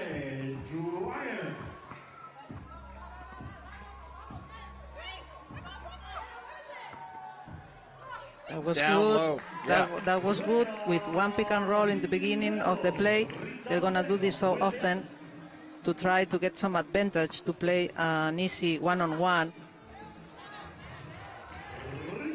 8-1 now. Spain in complete control of this game.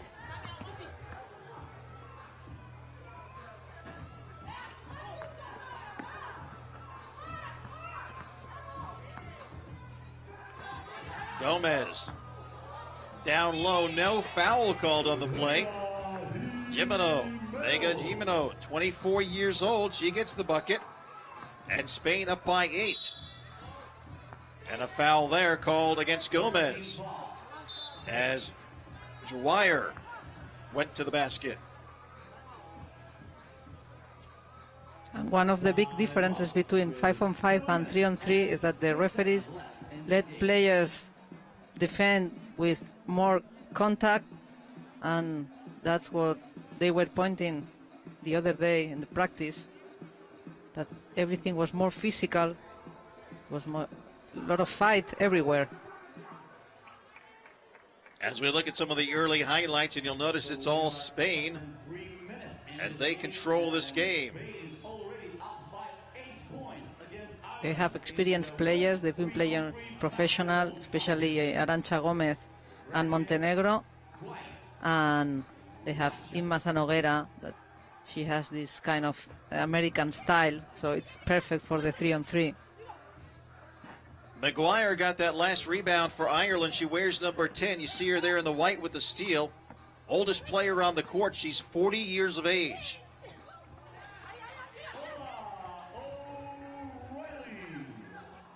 You're never too old to play basketball. That's a point. Long 2-point shot is good by Zanoguera, the Spanish player who I mentioned earlier, a 4-year college star at the University of Toledo in the U.S. 11-2, it's been all Spain. Ireland lost their first game to Slovenia 14-10. That was a much tighter game. Here, it's been all Spain. And a nice shot underneath by Gomez. It's a 10-point lead. This thing is getting away from Ireland quickly. And you could see different speed from Zanoguera, that she was passing that ball, finding the space, but Montenegro wasn't aware.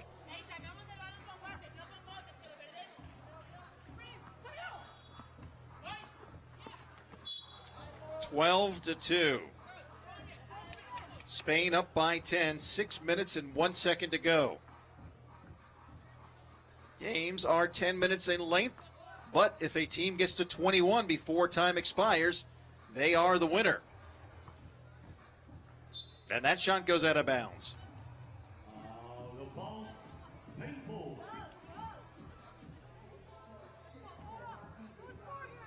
10 of the top 20 women players in the world in 3-on-3 basketball are here in Baku, competing for medals.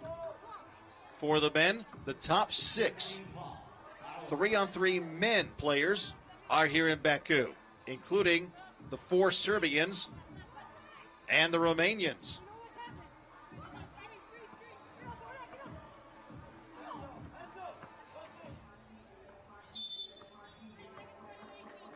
3 seconds now. Zanoguera.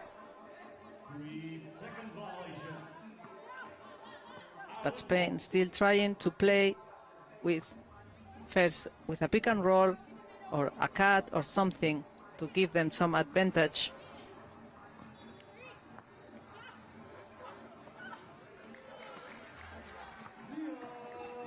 Twelve to 3 as Ireland gets a rare basket.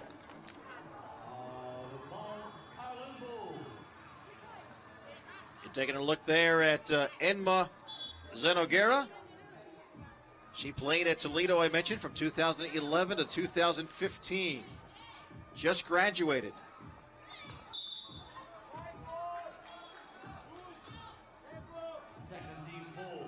Gomez hit the deck hard. Her teammates helping her up now.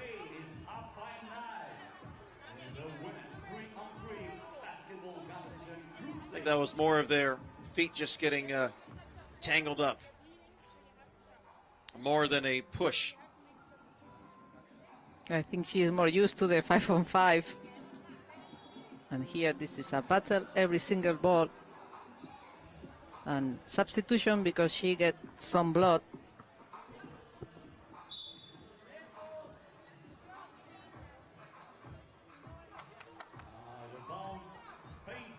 And the Spanish team, that they need to win all the games if they want to have an easier game after.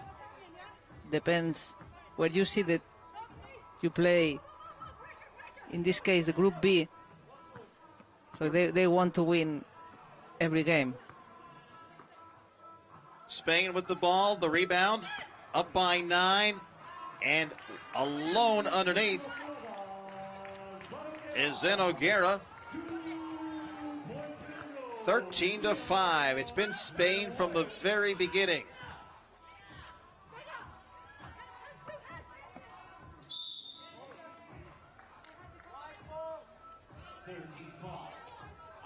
And Ireland struggling a little bit. They're stopping the Spanish players with foul. Vega Gimeno with 5 points to lead Spain. Montenegro with 4. Zanoguera has 3. 14 to 5. Long 2-point shot is no good. Gimeno down low to Montenegro. Montenegro, outlet pass. Gomez. Gomez driving. Underhand layup is good. She scooped it in. 15 to 5. Gomez with 2 points. Ireland comes right back, but they trail by 9. 4:14 to go. Rebounded O'Reilly. 2-point shot by Dwyer, no good. Rebounded by Spain, and it's thrown at McGuire, and off her body, out of bounds. And Ireland is trying to come back only with 2-pointers. They're shooting lots, but if you don't score, it's difficult. Now under 4 minutes to go. 3 seconds on the shot clock. 2 seconds on the shot clock. They're not going to get it off.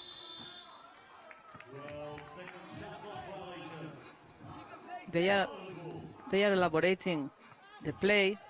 They are shooting at second 11 or 12 almost every time. Ireland, McGuire drives the shot off the back of the rim and no good. Zanoguera. Gomez. Gomez in the paint now. She loses control of the ball. Stolen by Ireland. Dwyer. The shot is good. 15 to 7. Zanoguera. Down low, Montenegro. Zanoguera outside, wide open shot for 2 is good. Gomez nails it. 16 to 7. And we see the coaches. The coaches are in the stands, and they can cheer and yell things, but they're just like all the other fans. That's what they were doing right now, cheering. Long two-pointer is good by Dwyer.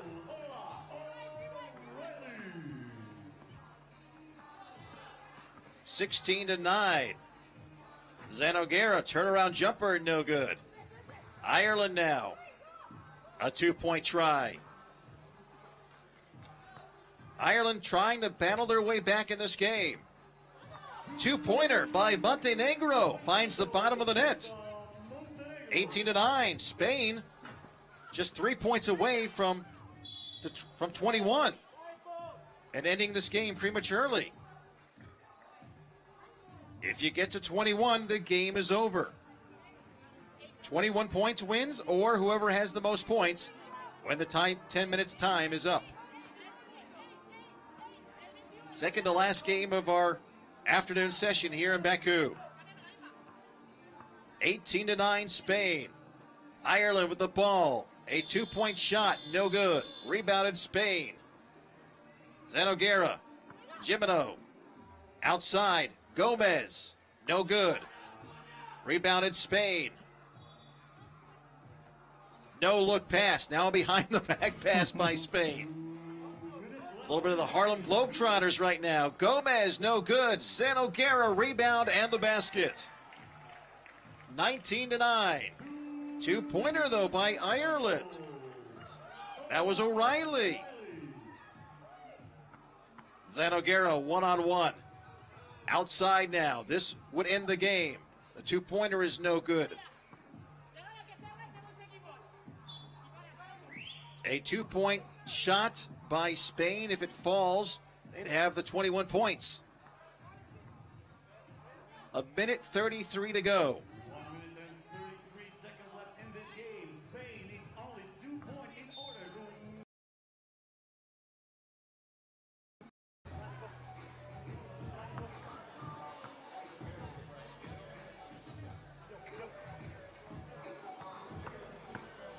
to Israel driving.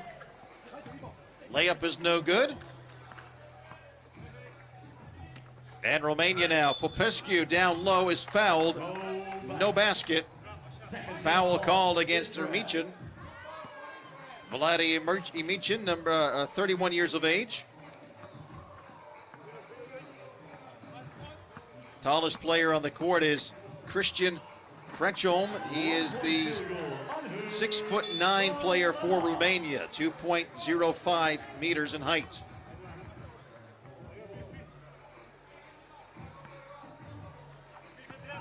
One nothing Romania. Then Bet Yosef with the nice first step and the uncontested layup. We are even at one. Baku forcing up a shot. It's no good. And Israel is gonna play just like that every single time. 3 players open and try to play the one-on-one. Because Romania is more physical. There are a lot of mismatch, not in this case, but we're gonna see lots today. The 12-second shot clock expires. And Popescu wanted to know why there was no foul. You see the referees? They wear the gray and the orange tops.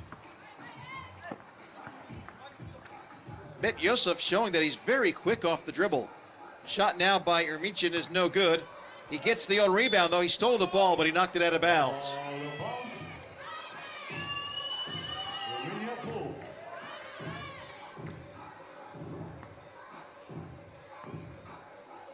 Romania won the 2014 3-on-3 European Championship. They finished 8th at the World Championships.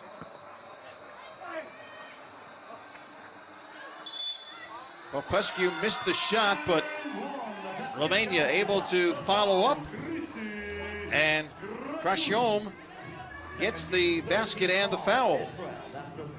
And Romania playing with a lot of pick and rolls, especially in the high post. Romania definitely the more physical team. And I would have liked to have said the quicker team as well, but Bet Yosef, number 9 for Israel, has shown a lot of quickness on the floor. And one more time, the same play. 3 players wide open, and from the key tried to play the one-on-one. It's a clear mismatch between Popescu and Bet. Graciom, no good. 2-2, Israel and Romania. 7:50 to go. 2-point shot is good by Huber. 24-year-old nails the two-pointer.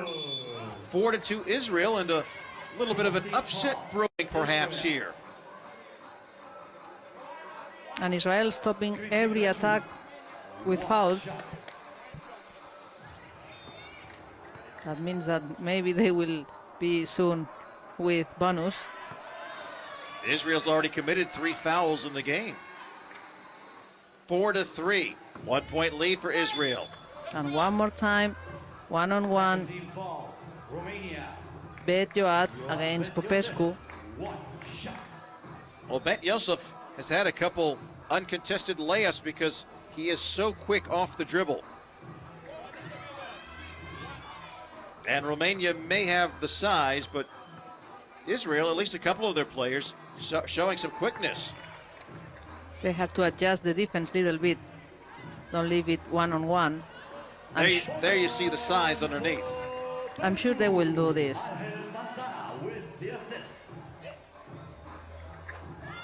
Huber, another 2-point try, no good. Israel still up 5-4. Rebound. Graciom. Long pass and a foul down low, and they're going to count the basket by Popescu. And we see here two different styles of playing the 3-on-3 basketball. Romania using the paint with a lot of strength. They can shoot from the outside as well, but today they are shooting under the hoop, and Israel trying to play face to face. Israel is the smaller team. They have 2 players that are 1.82 meters, 6 feet tall, Bet Yosef and Struski. And again, a drive to the basket. And I think now Romania is trying to adjust because Crăciun was trying to communicate with Popescu. They're going to help a little bit more. Bet Yosef has been the leading scorer for Israel in their first couple games, averaging 5.5 points in their first 2 games. Wide open shot by Santana. That was clever. He was just waiting in the corner.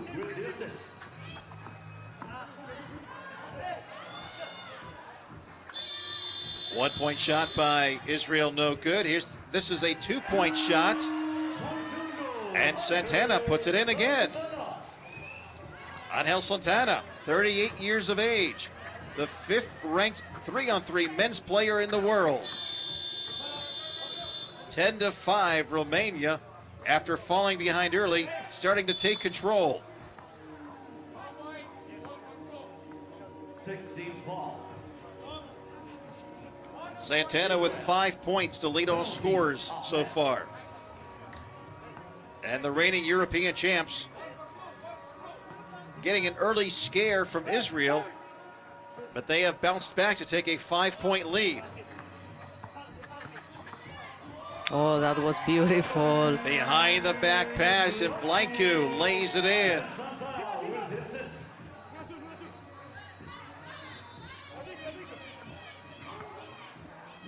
Armichin, short jump shot, no good. Punched out of bounds by Huber. And Romania will keep possession or get possession of the ball.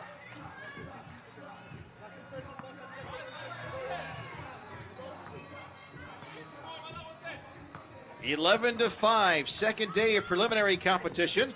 The steal by Israel. And you see Bet Yosef, he just drives to the basket every time. He thought he was fouled. No call. The basket's good. It's 11-6. Bet Yosef has 4 of the 6 points for Israel. 2-point try, just short. Knocked out of bounds by Romania. You see the Romanian women cheering on the men's team.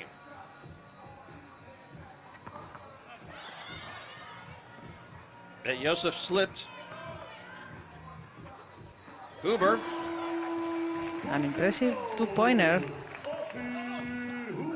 And now it's 11-8. Israel battling back into the game. They had a lead early on. Romania went on a run. And now Israel pulling within 3. And a timeout called on the floor. In the game, Romania 11, Israel 8. Israel already in 11-8 is the score.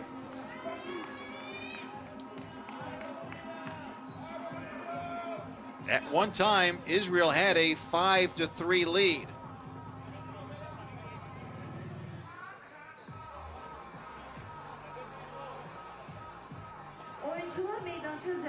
Israel has scored the last 3 points to come back. They were down 11-5, and now they've cut it to 11-8.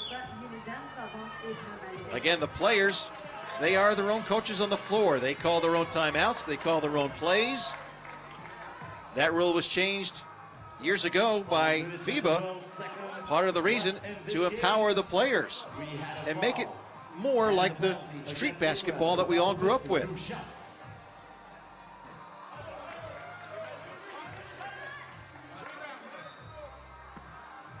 The music, you hear it in the background. 3-on-3 basketball, it's fast and furious and hip. And a lot of fun, obviously, to play and to watch. That's a 1-point shot. It's 11-9. Israel, 4 straight points. And Romania one more time trying to score from the inside. They slow down a little bit. They have to come back and try to defend. Again, you see Ben Yosef driving to the basket. That time he got fouled. Yeah, Popescu is pressing the ball. Maybe he should step back a little bit, just enough to avoid the easy layup. This would make it a 1-point game. Yes, it's good. 11-10. Israel looking for the upset. They have the steal, a chance to tie. The shot, in and out. Popescu has it knocked away by Bet Yosef. Out of bounds.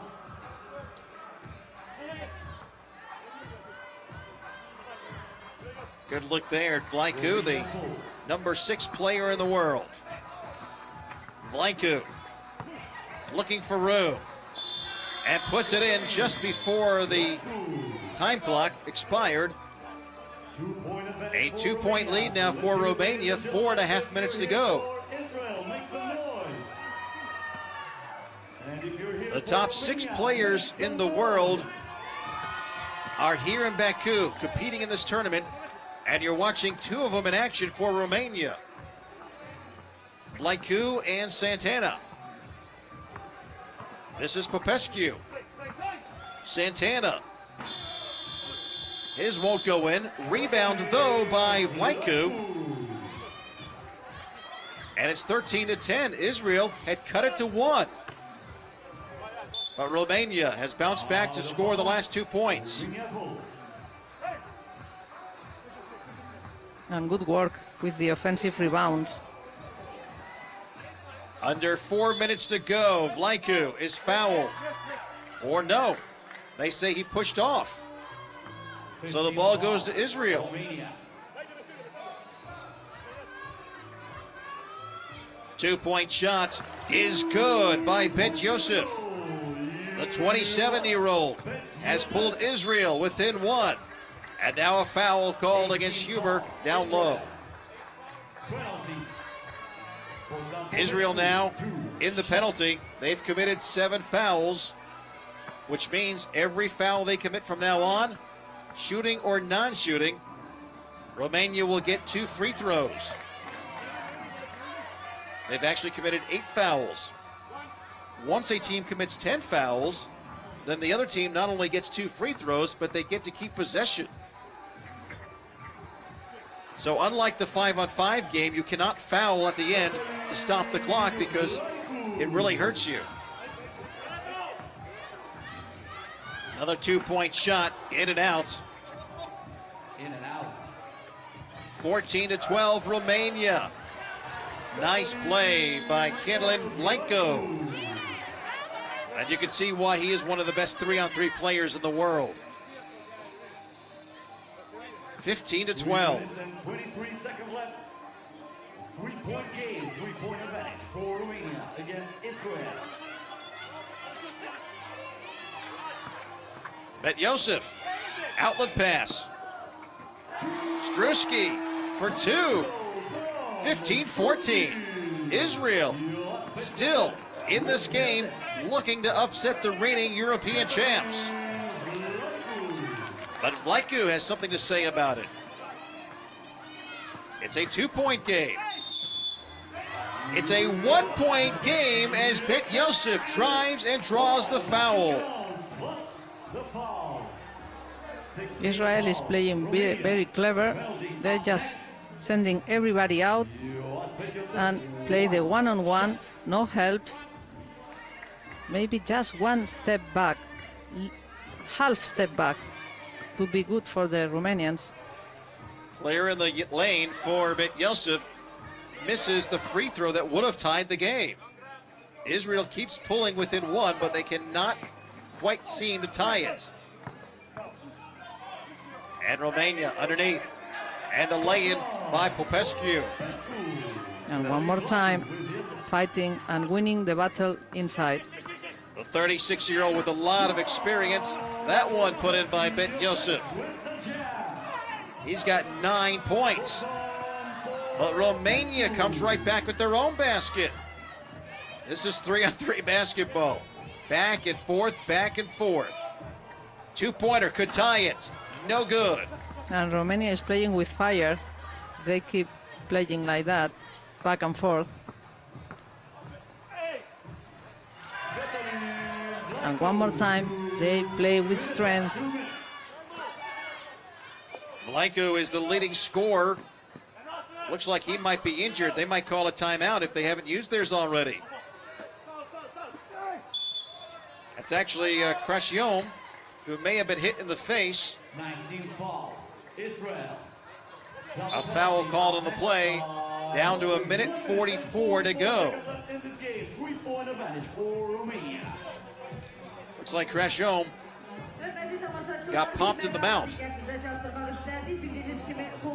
So it's good to ask for a timeout,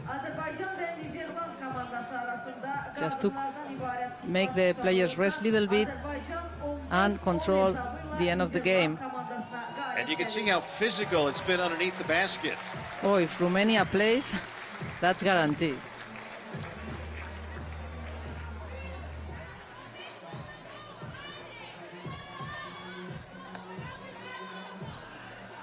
You see Popescu doing what he does best, fighting for baskets down low. He'll go to the free throw line with a chance to give Romania a 4-point lead. Israel now running out of time. One more basket, one more point, and the game is over. Romania looking for their 21st point. And that does it. 1:44 left on the clock, but no need to play it as Romania gets their 21st point. 21-16 will be the final score. Romania evens their record at 1-1, and they will play Slovenia later tonight. Meanwhile, Israel, they finished preliminary competition winless, no wins and 3 losses for Israel. So they obviously will be one of the lower seeds when the 16-team tournament begins tomorrow. Popescu and Blanco, both with 7 points to lead Romania, and they knock off Israel 21-16.